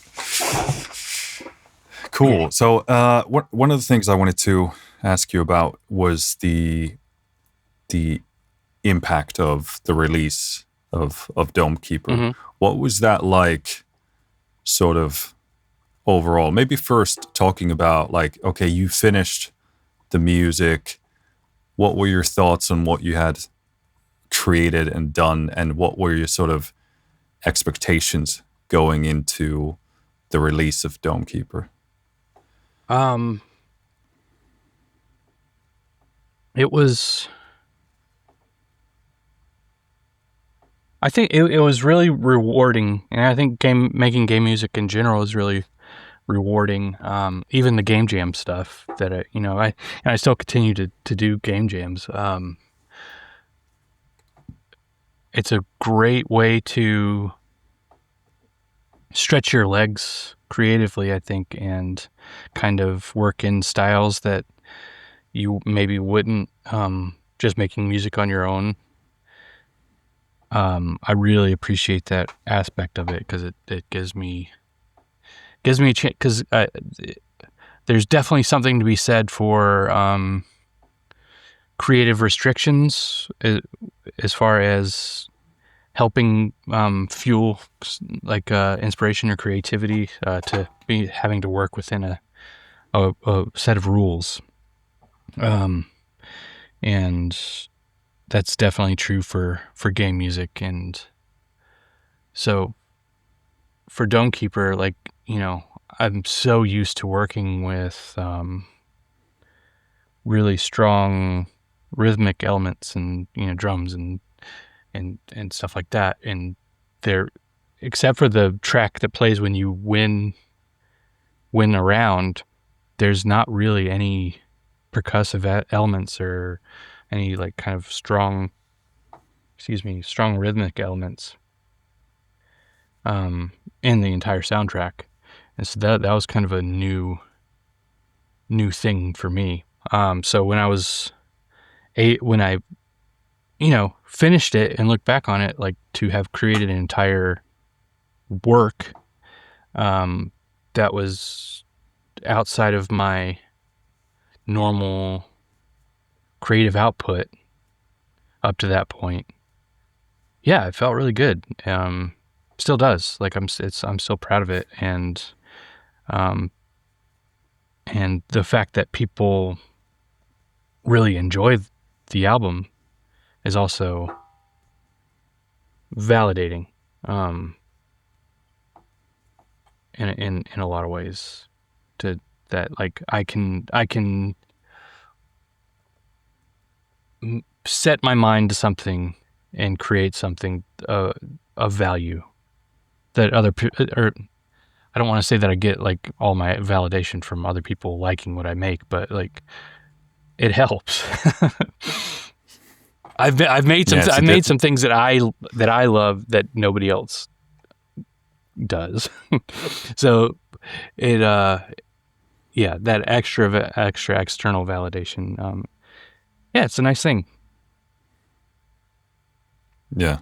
And what was how was the game received, and did you, once it was launched, did you see like a significant uptick of traffic coming your way, or what was the release experience like? No, and that's one thing that I didn't really know what to expect, but I thought that, and there have been some opportunities that have come my way, and unfortunately a lot of them end up falling through, and I think that's just kind of common in the industry for, there are a lot of people who make entire soundtracks for games that never come out, sort of thing. It's so in that regard, like at least I didn't make it to that point. But yeah, there have been some opportunities that have come up that would not have had I not made the Domekeeper soundtrack. And there are some things I'm working on now that wouldn't have come up if I hadn't done Domekeeper. So it's, but it's also not been a ton. I mean, the game's been out now for close to 3 years. I think in September it'll be 3 years. And I've gotten a handful of like people reaching out to me asking for music that I wouldn't have otherwise. But yeah, I would have thought, especially with like the independent games festival audio nomination and stuff like that, I thought that might open more doors. But I will say I also haven't really been hustling. So I think I'd probably have a lot more work now if I like was really on the ground, like trying to reach out to people and marketing myself more, which I don't really do, which I'm sure will annoy some people to hear. But yeah, I have a normal 9-to-5 day job that's not game related, and so like I have kind of the financial freedom to be kind of choosy with what I do end up taking on, and that's important to me. Like at least at this point in my life, like I'm not so desperate to work in games that I would just make music for whatever. I think maybe in 2020 it was a different story. I probably would have taken on anything, but having shipped a popular game at this point, like I kind of feel like I've had that experience now. Like even if I never make another game soundtrack, like I at least did what I originally set out to do, which was to make music for a video game. And the fact that I've made one that was as successful as Domekeeper is like, it's wonderful. So I feel like if I just called it quits now, like I could still be proud of what I've done. I'm not calling it quits now, but I'm also like, I'm really only interested in kind of working on games that I feel like I'm the right fit for, if that makes sense. Yeah. Well, I mean, absolutely. That speaks to the artistic integrity part of the equation. Yeah, because if you just want to be a video game composer, there are many paths in which you can write music for video games. But if you don't care about it creatively, personally at all, then that's like being, not to say that media composers don't like what they do, but there are certainly media composers out there who just kind of write stuff for this series and that series, and it's not creatively very engaging, or maybe they're not even looking at it from that perspective. They don't really care about that much. But there are many composers out there who also write music for games, and it's kind of like conveyor belt stuff. Again, nothing wrong with that. I'm not judging anybody, but it's like, I'm very much similar to you. Like, for me, having an actual interest in doing that is very important, because like you said, I'm sure you have many creative ideas and different types of music you want to write, and you'd rather be in a position where you can write what you want to write versus writing music for something that you don't care about. Yeah, and I think, especially sorry, these dogs. Hold on. I don't know if you can hear them. No They're worries. howling downstairs. Just distantly. I don't think it's an issue.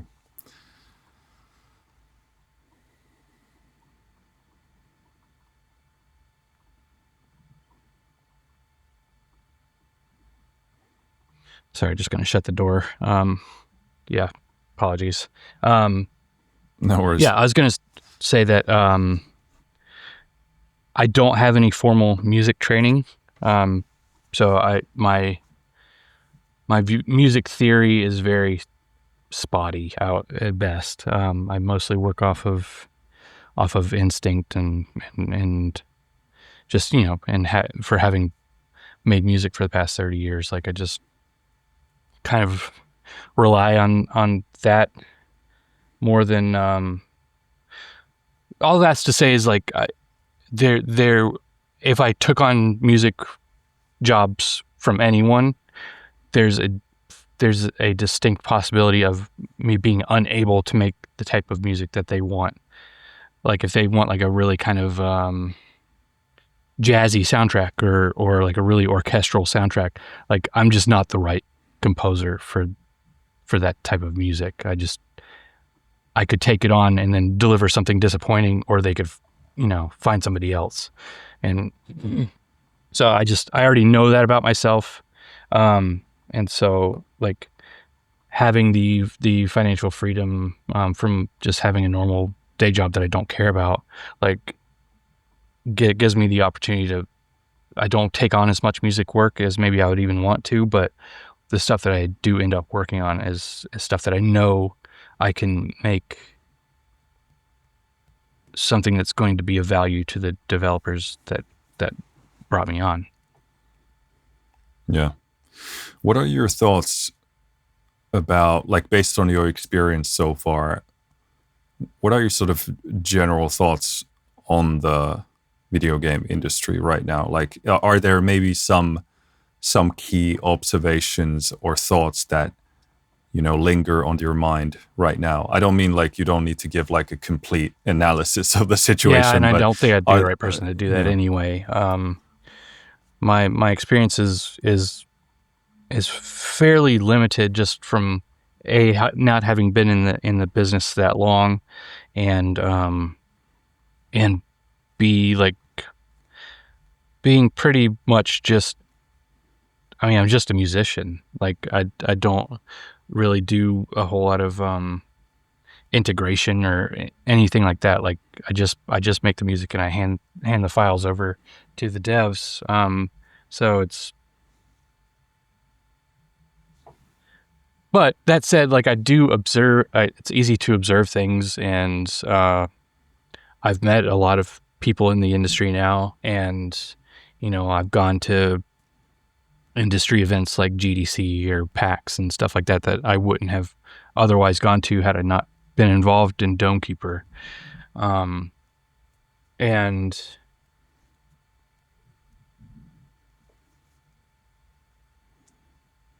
yeah, it's I'm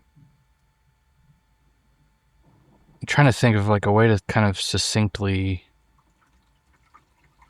put it. Things seem like they're in bad shape right now. And yeah, I know that's kind of just like a pithy way of putting it, but there's I don't think things have ever been like really great in games. Certainly I think we're kind of on the path to shaking off the kind of really racist and misogynistic side of the business that's always been there. But it's still got a long way to go. Like, it's still a very white male dominated industry. And I think the more we strive for inclusion of people who aren't men and live in other parts of the world, like bringing in those other cultural ideas and experiences and gameplay ideas and all of it, the better the industry will be for it. But it's still very hard for people to get funding for their games. I think especially now with as many, I think everybody's kind of withdrawing and sticking with safe ideas and or what they perceive to be safe ideas, and publishers in particular, like really only funding games that are almost done already, that sort of thing. It's a hard time to certainly to try to break into games. And I'm saying that as a white male. like I would, of anybody in the world, like I've got the easiest path forward into gaming. And that's not true for most people. And there are people who have way better ideas than I do, and people who are way more talented than I am, that still greatly struggle to find a place in the industry. And I think that's going to have to change. Something needs to change, because it's stagnating and in some ways feels like it's regressing. That was a lot of vague speak, I think, but is that kind of what? No, I think it answers what's on your mind regarding that. Is there, if we sort of, because you've managed to be creative for quite an extended amount of time, like you've kept creativity in your life, I mean, throughout your life, and you've been working other jobs as well. Most aspiring artists, creatives, don't manage to do that, I don't think. Like, I think what you have this ability to persist and keep going. I mean, first of all, has it been difficult for you, or is it just, has it come naturally? Have you even, stopped to think about, okay, this is a bit tough, but I'll keep on, hammering away? Or first of all, like what has your thinking been around that? Has it been tough, or? It's been tough for sure. I mean, it's almost, I wouldn't say I enjoy having created something. I enjoy looking back on things that I've made and feeling a sense of ownership and pride in them. I don't always enjoy the creative process, but it's almost a compulsion, I think. It's like, if I'm not creating, I don't feel much sense of self-worth. Like, I feel like my identity and my kind of reason for being is tied up in the things that I make. And if I don't make things, then I get miserable. And I think that's common for a lot of, I mean, I think misery and art are like, bound together. Like it's just it's part of it's just part of creativity. I think is needing an outlet for inner turmoil, and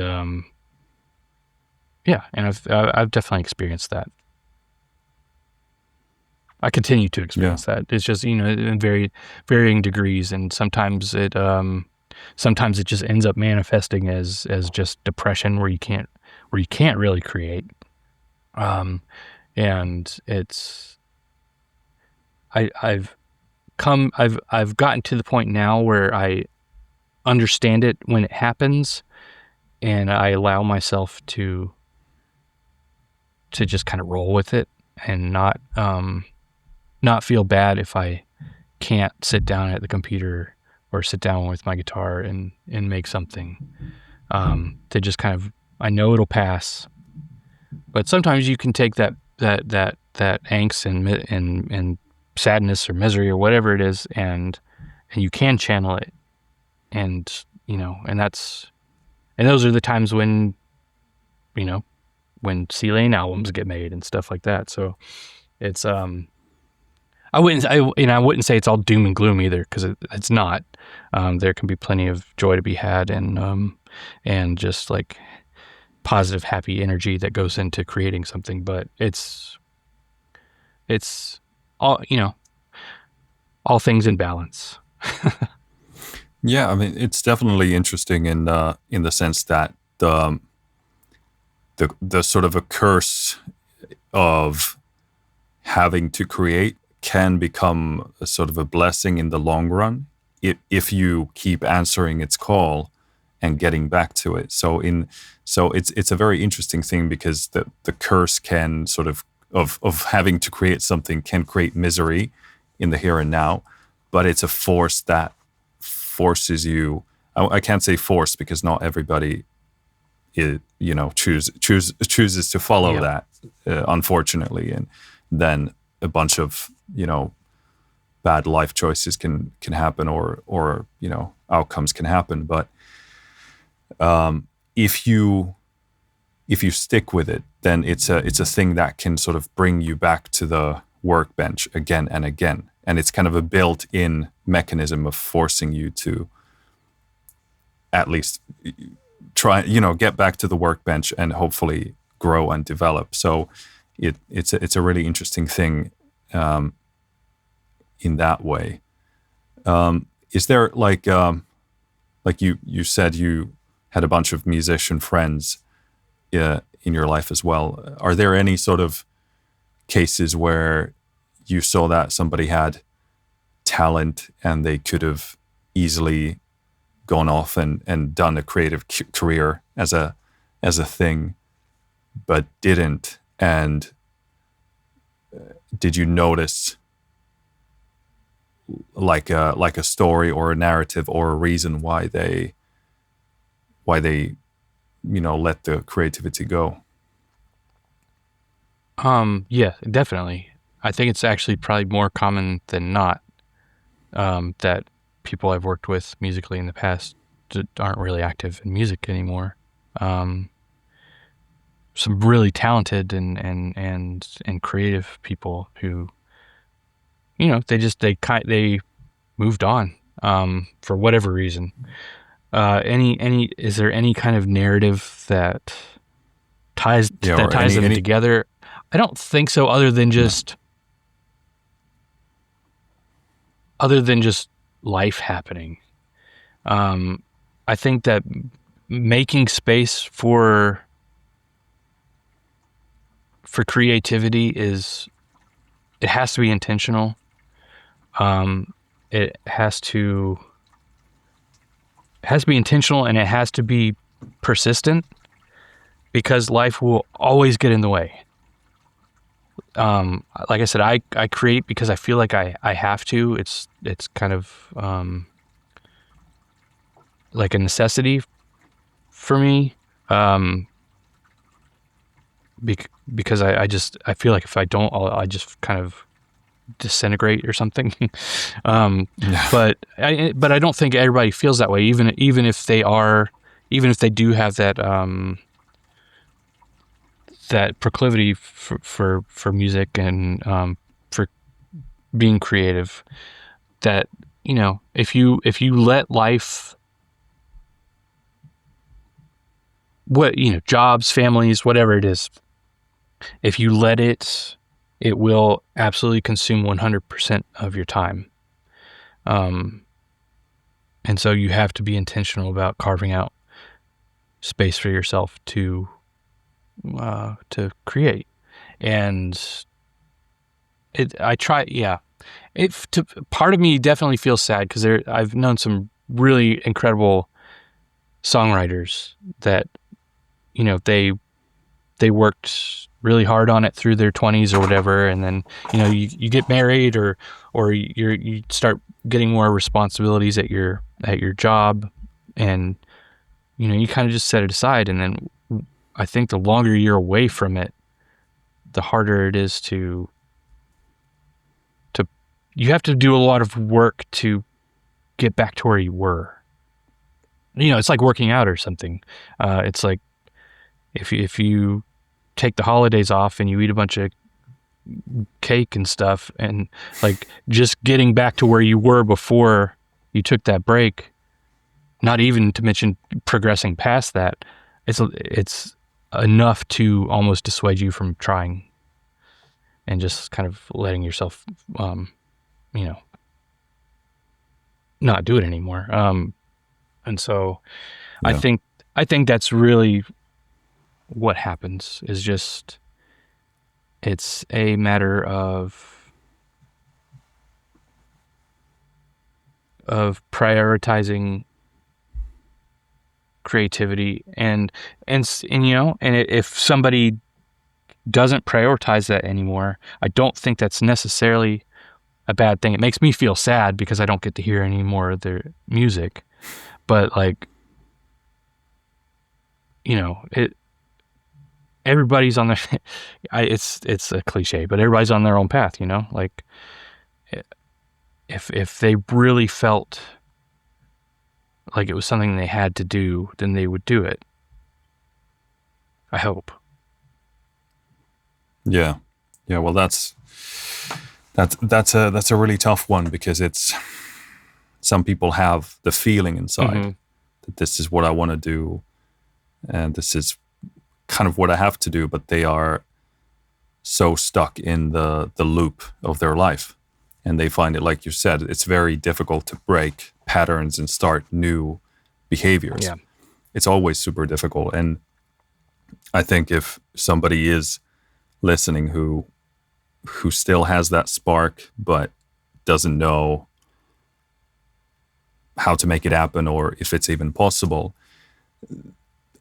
there's unfortunately no way around the fact that starting something again is always the most difficult thing. I mean, this is like a fundamental law in physics, getting something in motion. It's like shooting a rocket in space. It requires most of the effort in the beginning to push the rocket off, but then it gets easier and easier the higher you go. But it's so difficult to start new things and like solidify new behaviors. Yeah. Especially the older you are. But it is possible. And yeah, I very commonly or often meditate on the idea of how much lost music there is out there. Like how many good pieces of music are, trapped in someone's head out there who's working a 9-to-5, who has kids and all kinds of responsibilities, etc. And they're just locked in there. Yeah. And how much positive stuff they could generate for other people as well, and maybe for them, surely. But it's that idea definitely haunts me as well. I always think about, for whatever reason, like I always think about, and this isn't music related, but it's Star Wars, the original Star Wars film, how like much of a disaster that film was until like some really talented editors came in and John Williams came in and like, turned something that was almost thrown in, in the garbage, or would have come out and then nobody watched it and then forgot about it. Instead, it's, it is what it is today because, almost by chance, like just some things happened to go right and turn it in the right direction. And it's just like how many masterpieces didn't get that chance. And yeah, that's like what you just said. I think it's, that idea definitely haunts me as well. Yeah, for sure. If we move into like talking a bit about your sources of inspiration, I mean, so starting musically, you already mentioned a few like Green Day and stuff like that. But is there something on that front, sort of notable mentions, some of the biggest musical inspirations for you? Yeah, I mean, at least as far, I guess that like there's obviously this my c.layne stuff, and then there's the game stuff, and I guess I could probably list different influences for each of those, but I think it all kind of melds together. I've always loved game music, and I've always loved a lot of music.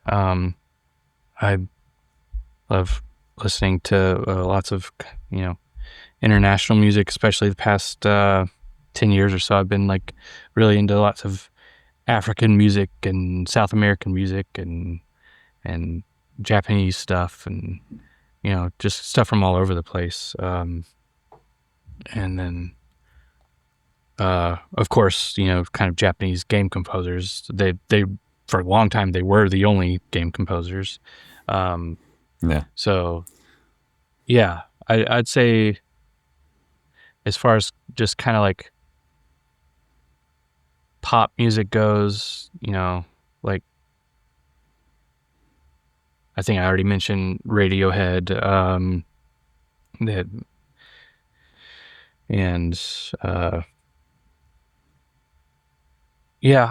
like, I tend to gravitate towards artists that are just as adventurous with sonic texture as they are, excuse me. On a day-to-day basis, I talk maybe 5 minutes throughout the whole day. I understand. Same thing. I really appreciate artists who explore sonic textures and stuff like that just as much as they do melodic structures and stuff. So I tend to gravitate more towards kind of psychedelic stuff, or noise and drone and that kind of stuff. Do you listen to any dark ambient music? Sometimes, like we're Bip and Bits, who made Dome Keeper, is also working on a game called Tristram. That's not so loosely based on Diablo. But we were kind of talking about like what the musical vibe could be for a game like that, and we've been looking at is it Dungeon Wave or Dungeon Core? But I think that's kind of like dark ambient. I'm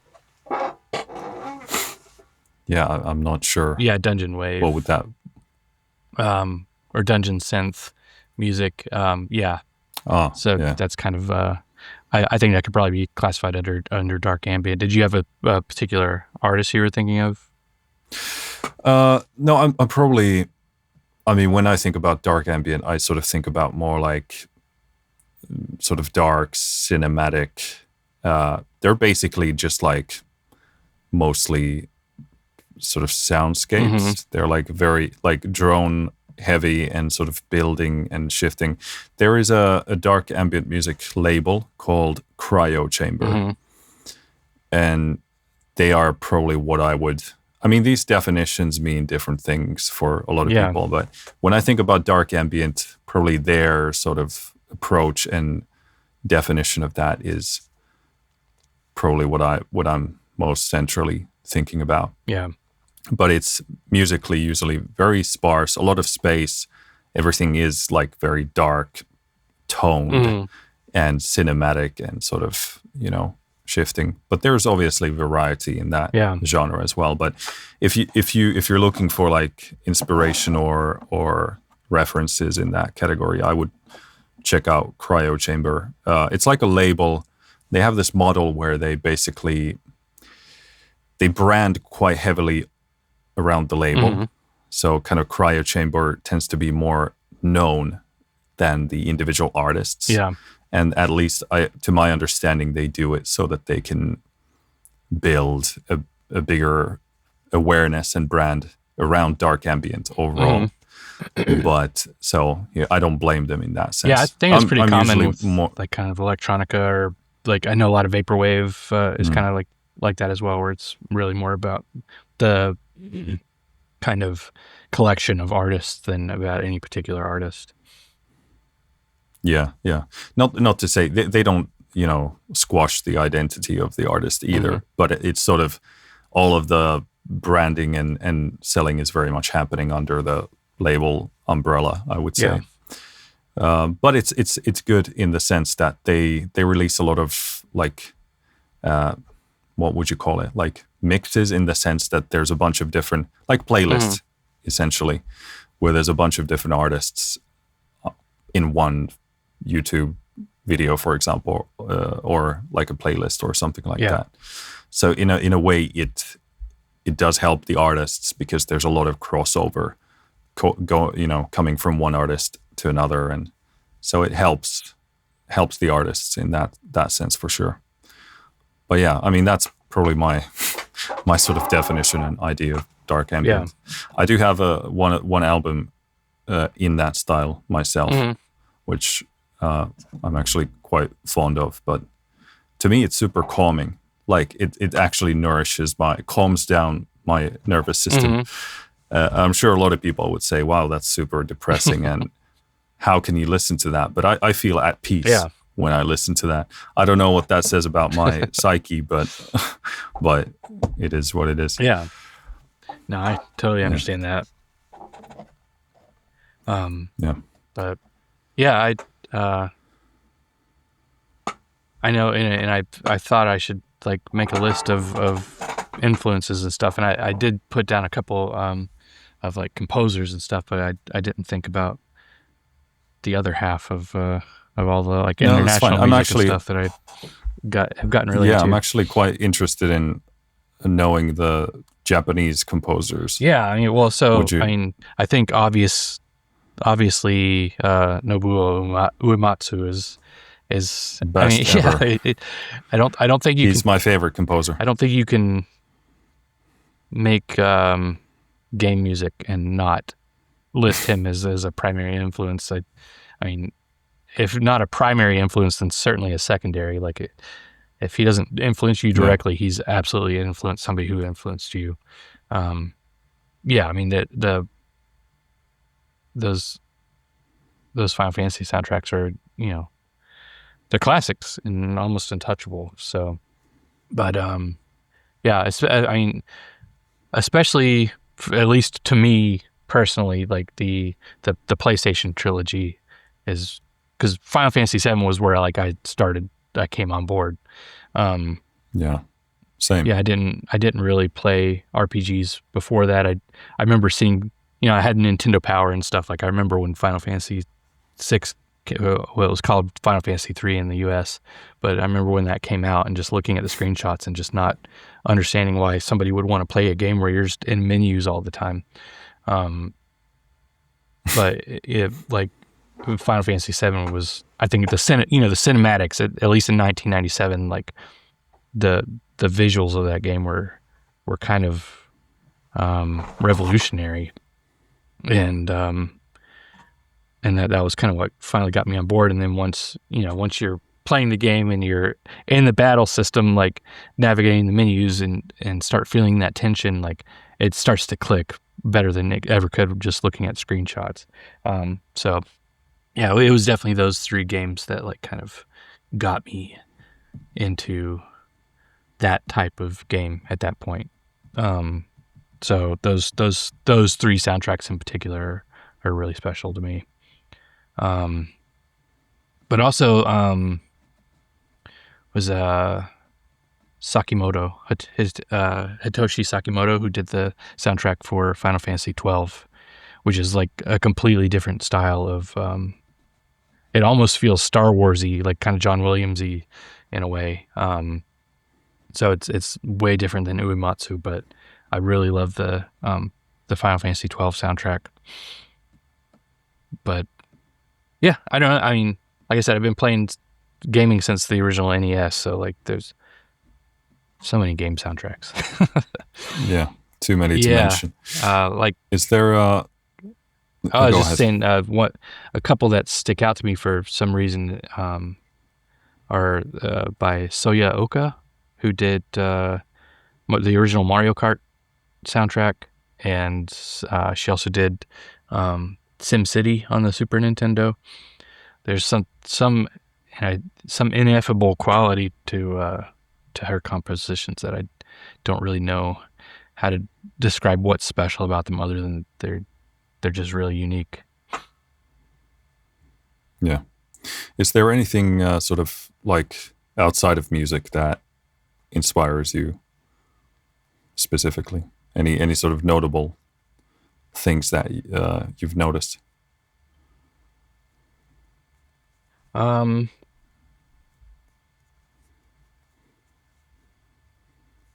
Your dogs, yeah, maybe. No, I was good. Yeah, I was gonna say nature, animals. Yeah. Yeah, I feel like I am a much more grounded person when I have better access to nature. I actually recently moved my music room. I had it in a kind of a windowless room in the back of the house, and I didn't realize how much it stifled me to not have natural light.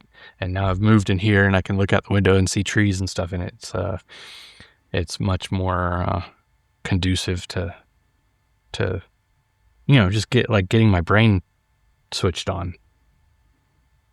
Yeah. And so I would I guess that's it. Probably nature, just kind of the natural qualities of the universe. I always really enjoyed thinking about and reading about, space and the galaxy and stars and all that. What's your favorite sci-fi show in the sort of a space style? Or it doesn't have to be a show, but it could be any franchise or whatever you call it.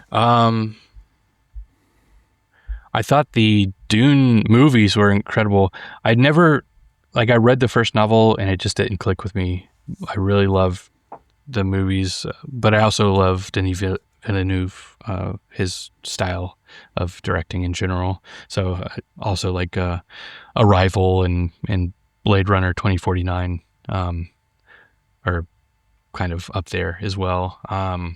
As far as like series goes, I really enjoyed the Expanse series. Just finished the second season of Andor recently, and that was wonderful. I think I probably tend a little bit more towards the gritty stuff, at least as far as sci-fi goes. I do like Star Wars stuff, like the lighter side of Star Wars stuff, but I thought Andor was like maybe one of the best things that has ever been done in the Star Wars universe. Yeah, it's really cool stuff. What else?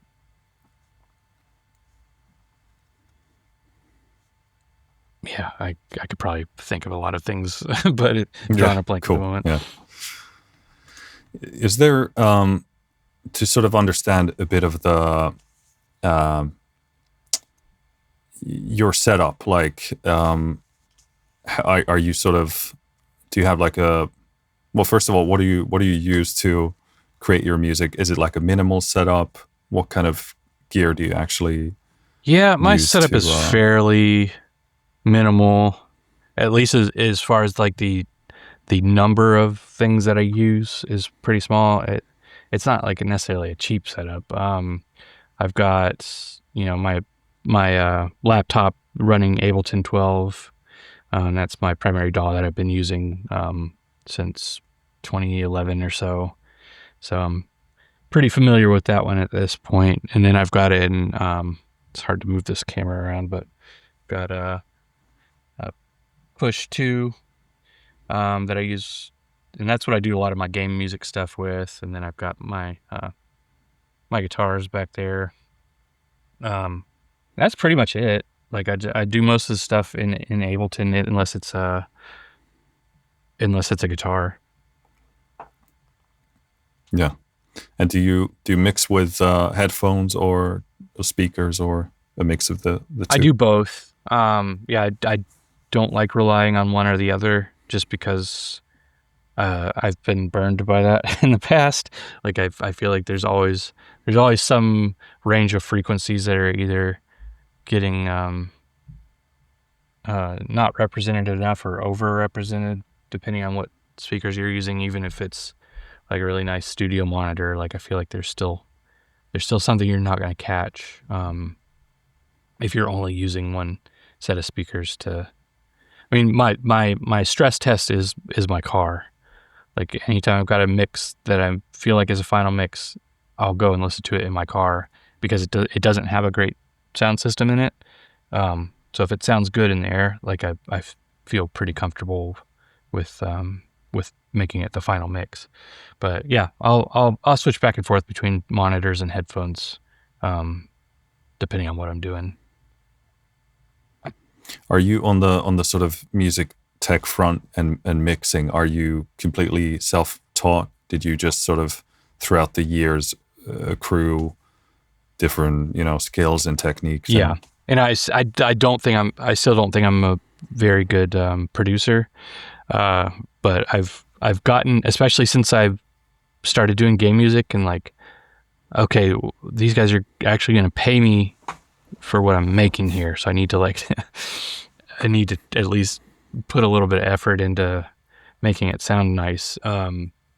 I've tried to learn more tried and tested and professional production techniques that before I would just kind of whatever sounded good enough was what I went with. So yeah, I'm still learning. Absolutely. Yeah. Is there there's one track it's on the Assessor soundtrack. Mm-hmm. I think it's one of the more popular ones where you're using this sort of you're using like it's a reverb that's sort of slightly pitching upwards, I think. Let me try and have a look. Maybe it's layer by layer, or I'm not sure. I think it's one of the more popular tracks from there. But there's a really cool reverb that sort of, once it rings out, it sort of slowly pitches upward, just a slight bit. Would you happen to remember what reverb that is? It's almost certainly the Valhalla vintage verb or delay, Valhalla delay. Those are the only two. That's the only reverb and the only delay that I used on both of those soundtracks. So it was probably some sort of modulation setting that I had, like a slow modulation. I can't remember if it's the vintage verb or the delay that has an age dial on it. If you turn the age dial up on it, it kind of adds a almost like tape tape effect to it, and if you set the modulation to go slowly, it'll kind of like just very slowly like do some kind of pitch shifting. That's probably what it was. If I had to guess, I'm not sure which track that was, and I'd probably have to listen to it to tell you for sure. Yeah, no, it's a really cool use of the technology, I guess, because there have been reverbs like that for some time. I mean, in a way, there's been a way to do that for a long time, but at some point, I did see like a peak of these more experimental reverb things appearing, and I think it's a really cool effect, but very difficult to musically implement. And I think on that track, you hit a very nice balance of it, because it's detectable, but it doesn't steer or veer too far away from the actual harmony. So it kind of creates this sort of slightly, it's not even unnerving. It's sort of like curiously, very lightly unnerving. So I think it's a nice balance of the two. I would like to take credit for it, and it may have been intentional, but there's not as a non-zero chance that may have just been a happy accident. There's also, well, those happen. Yeah, they happen a lot. Yeah, they may have also been a VST called RC20, which I think stands for retro color. Yeah, I think that's an XLN plugin. Yeah, it is. Yeah, and that for most of the tracks. So yeah, I mean, I stuck with a pretty simple setup for the Domekeeper soundtrack. Like, I tried to limit the number of instruments that I use. Like, obviously, the Assessor soundtrack is all piano, and the Engineer soundtrack is all Pigments, the Pigments synth. But yeah, like I said, I used Valhalla, Vintage Verb, and Delay on all of them, and then I think for pretty much all of them, I had RC20 on the master bus doing something to kind of degrade the sound a little bit. Yeah. Has there been like any notable mentions in terms of a piece of software or anything in terms of what you're using in music now that has been in heavy use or has been sort of fun or exciting? Anything sort of that you're excited to use? Yeah, right now? I definitely have a bad habit of sticking with what I know. Sometimes it's hard to force myself out of using something that I know works already, even if there's the possibility of something that works better or might like kickstart some sort of new creative process. So yeah, I actually really need to get away from the Valhalla stuff for a while and try some new. There's nothing wrong with it. I mean, it's like, I mean, they're great tools, and they're so flexible that it's like you don't need to. Yeah. Like, again, there probably should be some kind of a creative urge to look for a certain type of a tool before you. Some things are more fun to play with than others. Like, I still use the stock compressor in Ableton, just because compressors, at least to me, there's absolutely nothing fun about experimenting with compressors. Like I get it to do whatever I need it to do, and then I don't want to think about it anymore. But they're like, I could probably find a really nice compressor that like does some cool things that I never even thought about, but I just don't want to do it because it's not fun to think about compressors to me. So there's just stuff like that. But to your question is something that I'm excited about. So Ableton 12.2 just released, and they completely updated their auto filter. And so I've been having fun experimenting with that, with some of the new c.layne stuff, because it's a lot more robust and what it can do, and the kind of automations you can do with it now. So that's something I've been excited to play with. Cool. You mentioned earlier something that I'm also very passionate about, and because you said that you enjoy composers who also essentially compose in the realm of sound texture and not just harmony and notes, which is something, because I started from maybe the end of being more moved by or interested in harmony and melody, and sort of I was very focused on that. But then when I worked my own music, I realized that it sounded like shit. So then I started getting into music technology and realizing, oh, okay, there's an entire world of sound of how I can express these compositions. And that will, in many cases, make or break the composition itself. Yeah. So I don't really know where I'm even going with this question or how to ask it, but how does that kind of textural composition approach, how does it sort of manifest in your process? Is it simply about finding those interesting tools, or how do you ensure that you can express yourself in that domain? I think a lot of it is well, it used to be instinctual, and I think it goes way back in our conversation where like I felt like I had to try to figure everything out on my own instead of like building on top of knowledge that other people have gathered over countless years. I felt like it was kind of the same thing where like I was just kind of running on instinct, and I think getting an understanding even on a high level of like how sound works, like like on just as far as like how frequencies or interact with one another and combine or cancel each other out, and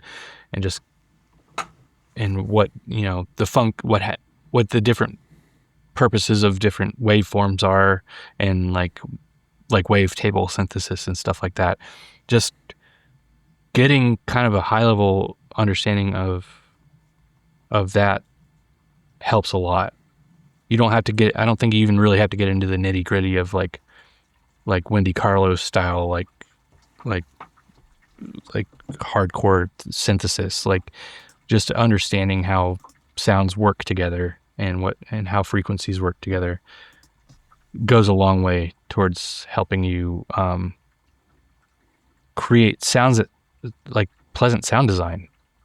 Because a nice, there's a reason why there's obviously some value to live recordings of bands and stuff, but there's a reason why you're almost always going to go listen to the studio recording over a live recording of a band, unless you're just really into that sort of thing, which some people are. But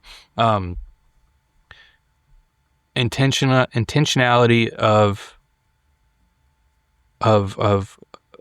combining sounds, musical or not, it is going to really influence how pleasant it is to listen to. I mean, and there's a reason why ambient music is something that people listen to, because there's not much melodic information to be gathered most of the time from music like that. It's appreciating your sense of hearing.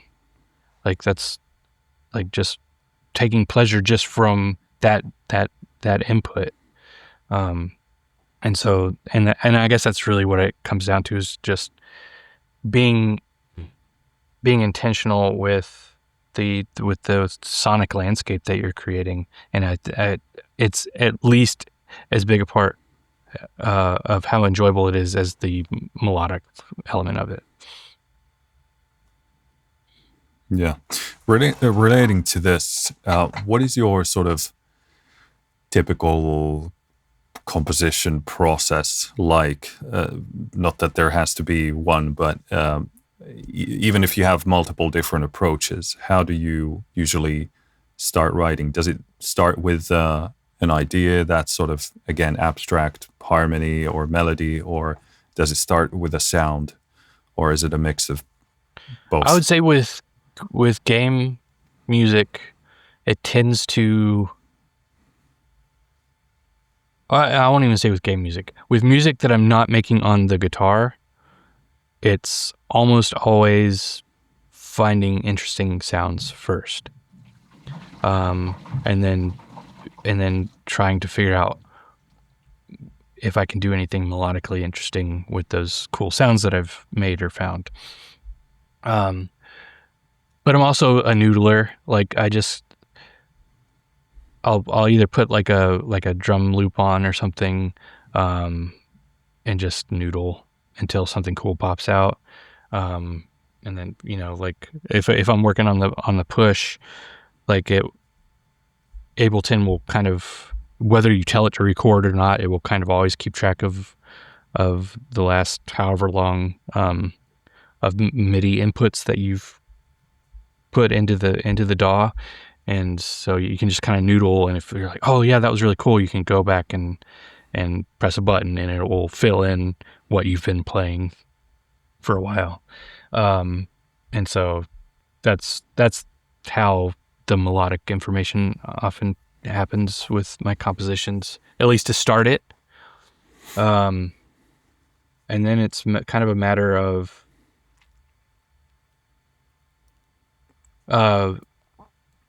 filling in the pieces that are missing. So maybe I have like a cool melodic line or something, so I need to come up with a bass line to fill it in. And then once I've got that bass line, I can start recontextualizing that bass line with other melodic parts, and then I can recontextualize those melodic parts with new bass lines, and just kind of like start building it out from there. With the guitar, yeah, it's kind of the same. Like I just noodle until something cool happens. It's very rare for me to hear something just in my head without, like, every once in a while I'll hear something in my head where I sit down and try to figure out what's happening in my head. But most of the time it just comes from noodling. Yeah. And do you ever write music with somebody else, or is it, at least these days, is it just yourself? And do you have any thoughts on, the perks or downfalls of each that you've discovered for yourself? Yeah. It's like anything else. It's the pros and cons to both. I don't generally work with other people. I did do the and it's on the Game Jam compilation. The soundtrack for Lavender Fields Forever, in which I worked with a jazz musician, and he came up with a lot of the kind of woodwind parts and stuff, and that was cool. Like I enjoyed that. It brought in an element of talent that I don't have, which is really strong music theory knowledge and improv. I'm not great at improvising, and I'm really not great at music theory. I have like a very basic YouTube understanding of music theory, but that's enough. Yeah, I guess. I mean, well, yeah, it's enough for me. It's something I would like to get better at. It's for the longest time I thought that music theory was a set of rules, and I didn't want to be constrained by rules, and I didn't realize that it's a set of tools that you can draw from as you need to construct, to make music with. And yeah, I wish I had that framing earlier, because I think there are lots of times now where I feel like a better understanding of theory could help me work more quickly. I still feel like I get where I want to go eventually, but having that more structured understanding of theory, I think, would help me be more Help me get where I'm going more quickly. Yeah. Briefly touching on like Sorry. work. I'm so sorry Go. that I went off on a tangent and didn't even answer your question. Yes, every once in a while I work with people. I've definitely got a lot of recordings that I've done with people in the past. I would say that's the only time, as far as game music goes, that I've worked with somebody else. And then my c.layne stuff is always by myself. But I've got lots of like, I think I sent you that link of like all my albums and stuff, and there's stuff with other people in there. I do like working with other people, and I feel like it's like the thing with me not wanting to find a new compressor. It's I get so set in certain modes of working that it's really hard for me to push myself out of, where you almost have to do it to be able to work with somebody else. You have to kind of be willing to break free of your comfort zone a lot of times, and that obviously can result in a lot of frustrations. It's hard to find somebody who you work well with. It's hard for me to find somebody that I work well with. But yeah, when I do it, it's really cool. Yeah, I mean, chemistry is a really big part of it, because I've also worked with some really talented musicians, and I would say that they were also very, creative and had actually great ideas. But ultimately, if there's something off in the chemistry, it can still be, you can learn a lot from those collaborations, but they can be, like, at least to my taste, too heavy on the kind of human social front. Because I take my relationships very seriously and heavily, so I need to really sort of manage that realm very, very closely. Yeah. But yeah, like you said, it's always like, whether it's working with someone else or trying that new piece of equipment, whether it's a compressor or not. It's the balance between introducing new things that spice things up or bring some kind of a creative benefit, versus the things that you already know and master and that you can deploy right now to actually create music. Mm-hmm. So it's always this balance of, because you need both. You can't be in a complete field of chaos where everything is all over the place and you don't know how anything works, because you'll never get anywhere. Yeah. But then if you also stay where you are, then you'll just probably keep writing the same music over and over again. Yeah. So you kind of have to renew that. Talking about sort of work-life balance really briefly, because you have a kind of interesting, obviously, your history, the background, how you've been writing, music throughout all of these years, and now you have a 9-to-5 as well that you're working on. Is like, have you had, or do you have now any sort of or have you had in the past any sort of challenges with figuring out the work-life balance? And do you have any sort of notable tips or things you noticed that help you figure out what that balance is and how to actually sustain it? Yeah, it's still a work in progress, for sure.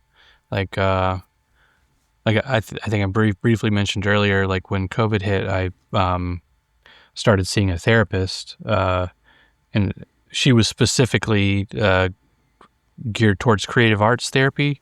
So like most of my therapy was involved, she would provide like a creative prompt for the week, and I would try to make something based off of that prompt. And then the following week we would kind of go over what I'd worked on and what came of it and what that may have meant. And then, repeat that cycle. And that was the period where I decided I was going to start to get into game music. And up to that point, it had been a few years that I really hadn't. I'd kind of dabble in things here and there, but I hadn't really been very creative, and it was really starting to drag me down. And I'm so sorry, I kind of lost my train of thought there. Yeah, I mean, work-life Yeah, that's balance, right. Yeah. COVID hit, therapy. Yeah. So, and one of the things I still struggle with is that, so I do graphic design for my day job. Nice. And have you done the artwork for the game jam stuff? a lot of it. Yeah. I try to credit. It looks really, really cool. Thanks. Yeah. Let's see. We could also link your graphic design work in the description if you want. Okay. I do it for work. I honestly don't have much passion for it. Except for when it comes to I do really like creating album art, and stuff like that. Like I like creating art, in regards to my music stuff, creating art for content marketing and shit like that. I don't know. I don't think I really have a graphic design portfolio outside of my music artwork that I really care about showing anyone. But yeah, I'd say that a lot of this stuff, definitely I did the Game Jam anthology soundtrack cover. I did all the illustrations on that. But if anyone else provided artwork for those covers, I try to credit them in the description of the album. But yeah, and then definitely my c.layne stuff, I do all the art for that. But so doing graphic design during the day, it can be really challenging to want to sit back in front of a computer after having spent 8 hours in front of one doing work.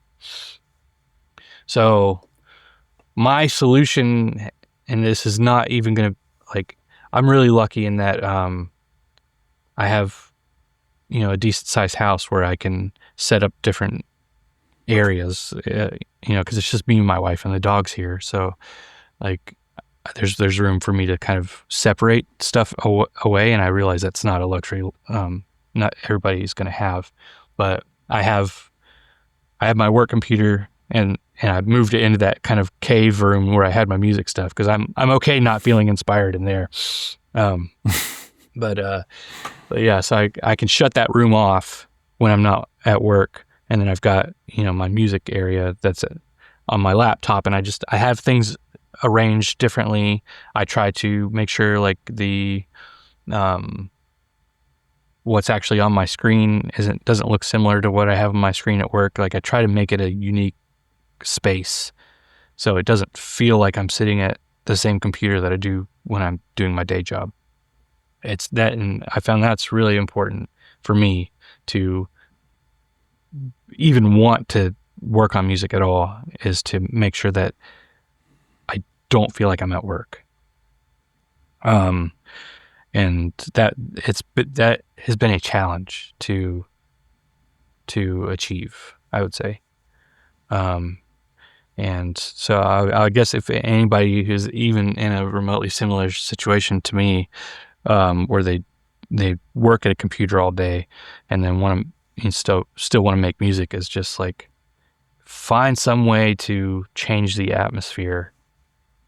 One of the things I do is colored lights. I have those color changing LEDs, and when I'm working on music, I'll change the color in the room just so it doesn't feel at all like it does when I'm at work. And just doing little things like that, I feel helps. But it's still a challenge to want to sit back down at a computer after you've been at one all day.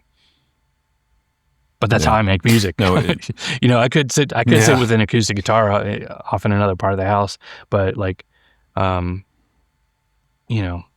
if I need just kind of an ephemeral moment, maybe I'll do that. But if I need to record something, I'm going to have to be at a computer. So you could go back to that cassette recording box. I wonder if that thing still exists. I don't know where it is. But Yeah, I would love to see a picture of that, I'll because see if I I'm can find kind one of for not. you. Yeah, I can't like sort of imagine. In my head, it's like now it's a like big white box where you put like inside the C cassette, and then there's like a tiny microphone hole on the Yeah, side. that's essentially what it was. It wasn't white; it was dark gray, and I Oh, took little colored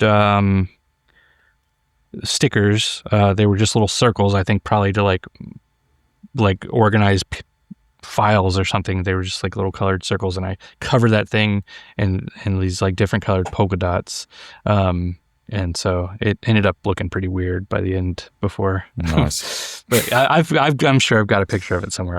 I'll send it to you later. Nice.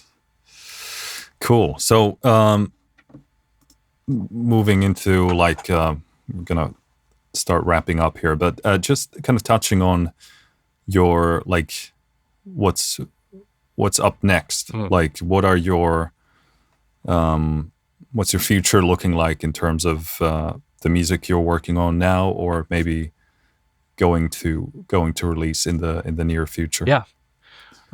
What's in store? I'm still unsure of how realistic it is to be a full-time video game composer in today's world. I would love to be able to figure it out. I don't know if I'm going to be able to, but I'm going to keep making music for games. So on that note, like I said, there is more Dome Keeper music on the way. I'm working on a soundtrack for a kind of horror adventure puzzle game called Engraving, which has definitely been interesting and outside of my comfort zone because, horror is not really a genre I typically gravitate towards. But it's turning out pretty cool. And that's going to be a neat game. I think hopefully during the next fest, I think there should be a demo for Engraving coming out. And it's, Nice. yeah, that one's, you're part of a team of grave robbers, in this forest, and you're coming to meet up with your team, after they've already been there for a while, and you get there and find out that they're not at the camp anymore and have disappeared. And you discover, Oh shit. yeah, you discover one of their bodies, and on their body they've got this this map that's mostly blank, but it kind of shows you vague outlines of what's immediately around you, and you have a quill and ink, and you can start like kind of tracing what's around you, and as you move through the world, you're drawing the map, but the forest has cursed you when you arrive. So like after you move so far, you pass out, and when you wake back up, the forest has completely rearranged itself. That sounds But horrifying. the map that you've drawn has also rearranged itself. So the more that you fill in the map, the more you can kind of keep track of where everything is, even after it shifts. And so That's actually really, really interesting, because it's deeply disturbing for people to be disoriented. And I can imagine that's a really interesting horror element on its own, because you draw this map and you think, okay, at least now I know where I am in relation to where I was. And then that's kind of taken away from you partly, at least as I understand it. So that's kind of scary on its own. So yeah, I've got that one coming cool. up that I'm pretty excited about.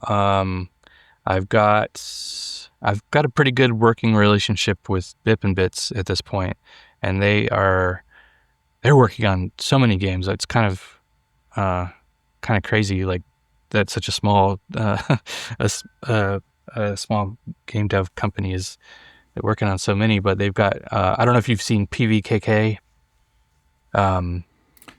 It's I don't think so.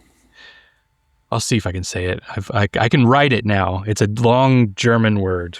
Planetenverteidigungskanonenkommandant is the name of the game, but Nice. shorten it to PVKK. And it's where you are basically in a bunker on top of a mountain, and you are in charge of controlling this enormous cannon.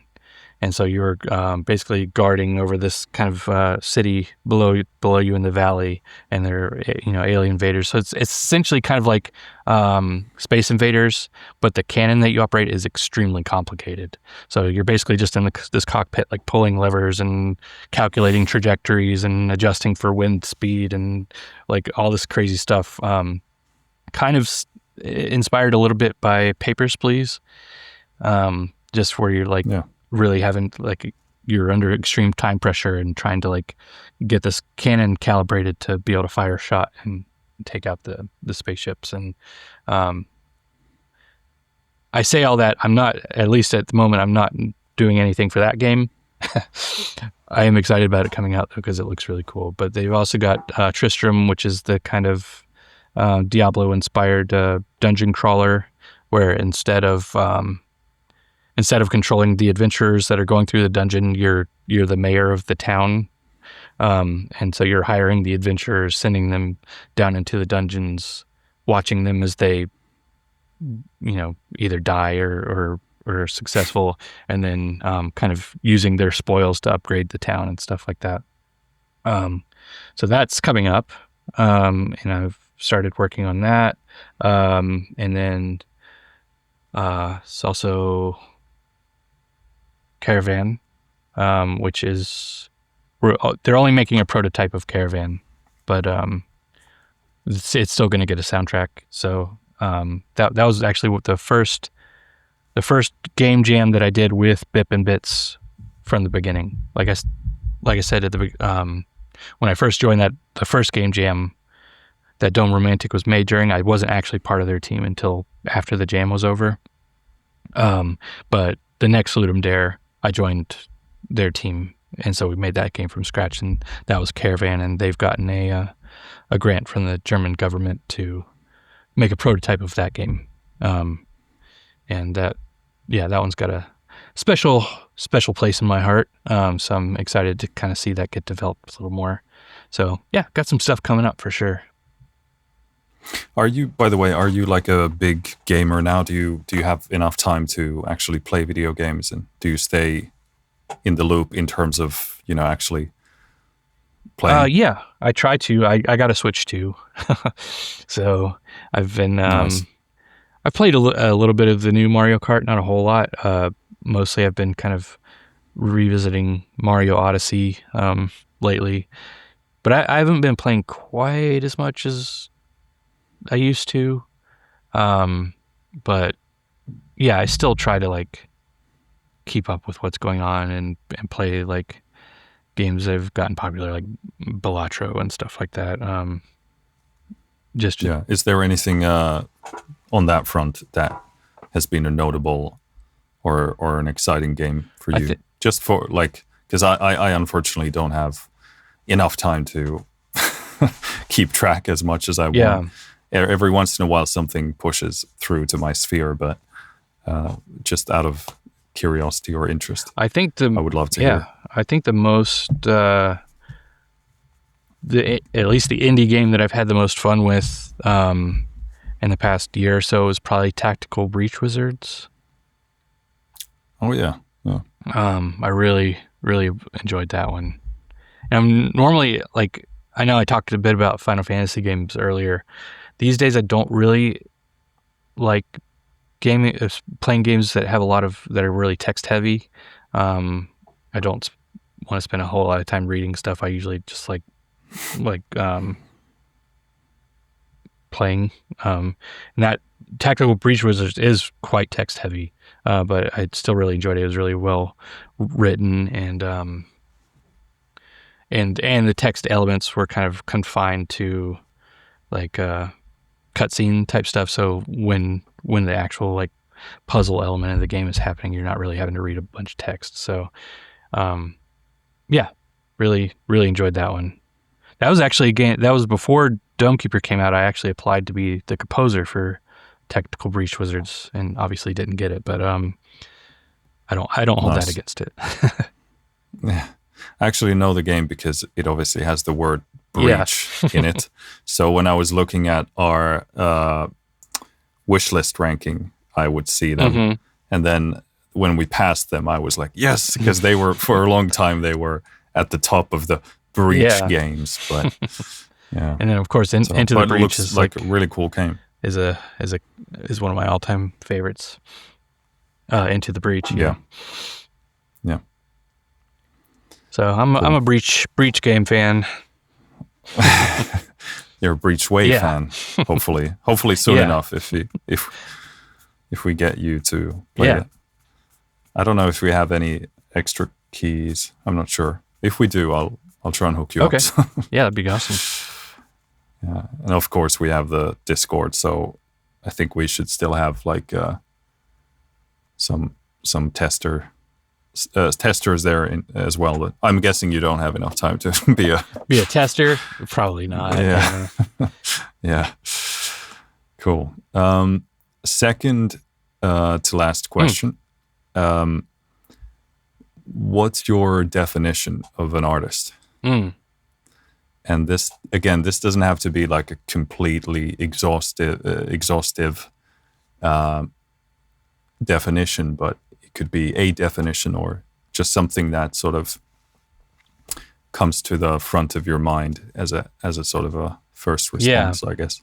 I think anyone who creates with the intention of causing an emotional response, I think is probably like the most like pure definition of an artist that I can imagine.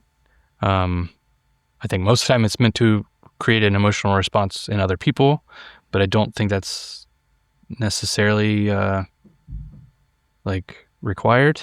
They're obviously like outsider artists who have spent their whole lives creating things that people only find out about after they've died and stuff like that. So like clearly they were just making things for themselves, but I think that still counts. So yeah, it's creating with the intent of causing an emotional response in yourself or someone else. Yeah. Okay, last question. If you could send a message to everyone's smartphone onto their lock screen, so basically it's going to show up here, so they're going to have to look at it so that they can unlock their phone. You can send anything there. What would you send other than advertising yourself?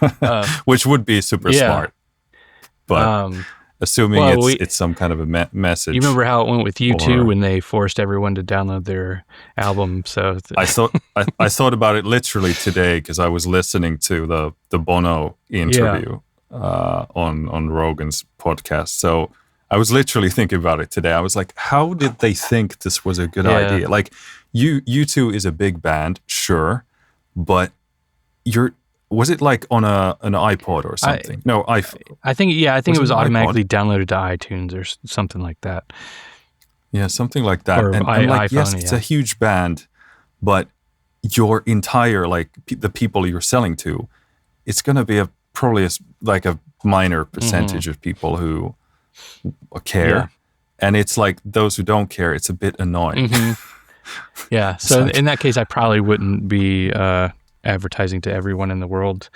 Yeah. Well, I mean, you would probably get haters, but also some opportunities. Could work out.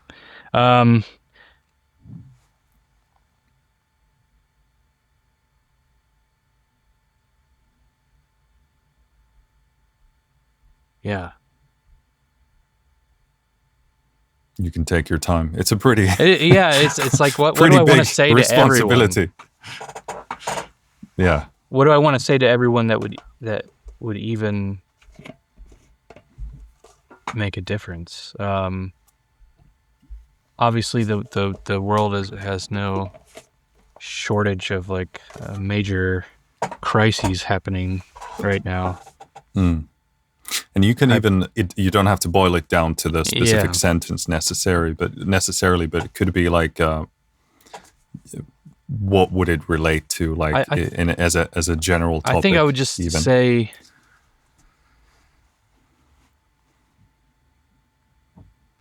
like something to the effect of like quit fighting each other. Like we've never been enemies with one another. The only enemy we've ever had as a people are those who exploit others for their own gain. Yeah. And they want to distract and have us fighting each other, so we're not fighting upwards. And fight upwards is what I would say. They're going to be like, what? Yeah. Well, yeah, unfortunately, in some countries right now, they do have to keep looking up. Yeah. But cool. Do you want to, anything you want to sort of, obviously we're going to put all of your links in the description, but is there somewhere, if you want to direct people to check out your stuff, anything you want to? Yeah, certainly. I mean, my game stuff, CameronPaxton.com is the way to find that. And then, yeah, I don't think there's, for my c.layne stuff is easy enough to find on streaming. Most of it's released on streaming at this point. There's still some stuff that's on Bandcamp that isn't on streaming yet because I'm still revisiting those mixes, and I want to have those finalized before I distribute them outside of Bandcamp. But yeah, I guess links in the description. Yeah. Anything else you want to sort of ask of the listeners, or anything, whatever comes to your mind?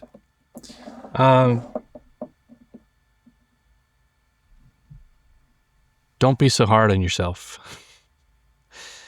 Just roll with creativity, roll with inspiration when it's there. But if it's not, don't beat yourself up, and don't feel like you have to make anything perfect or even good. Just if you want to create, just create, and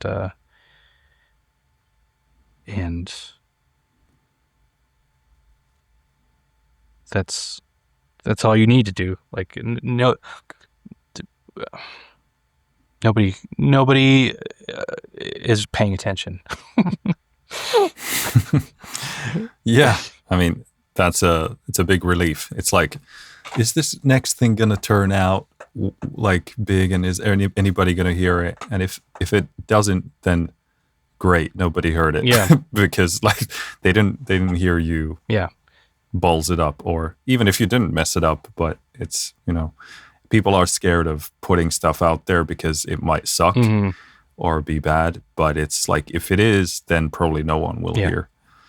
And even if it is, there will be the next time, and you can do better. And even if it's good, and probably nobody will hear, because that's just the way of the internet. But yeah, it's hard to capture attention. So I guess, yeah, that's what I think I would say is, like, if you feel the urge and drive to create, don't let it be dependent on how it's going to be perceived. Just create. Yeah.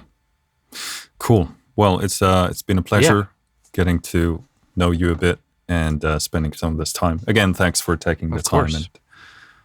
And we'll be putting this out there as soon as possible. Okay. So yeah, thanks again for inviting me on. It's been a nice chat. My throat's feeling it. You're gonna need some something to fix that. A bit of honey or whiskey, or I don't know. Yeah, I think some honey and tea will probably do the trick. Whiskey won't help, or won't hurt either. It will numb the pain.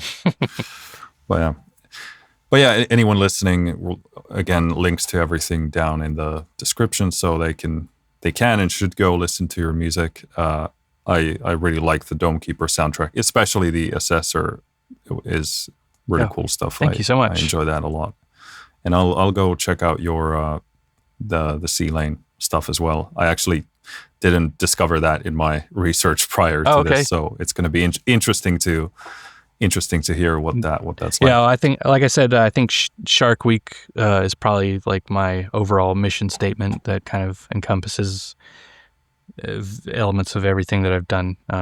So probably a good starting point. Cool. Awesome. Good. Well, go give your dogs a hug from me. Will do. I love dogs. I wish actually we had dogs, but maybe 2 kids for now is enough. So maybe when they're bigger, we'll get a kid, we'll get a dog. Jeez. Yeah, I hope so. They're too tired. They add a lot to life, I think. Yeah. No, dogs are awesome. So yeah, say hi to them from this weird guy from the internet. I will. I'm sure they will appreciate it. Cool. Awesome. Thanks. And take care. I'll talk to you soon. Sounds good. Bye-bye. Cool. See ya.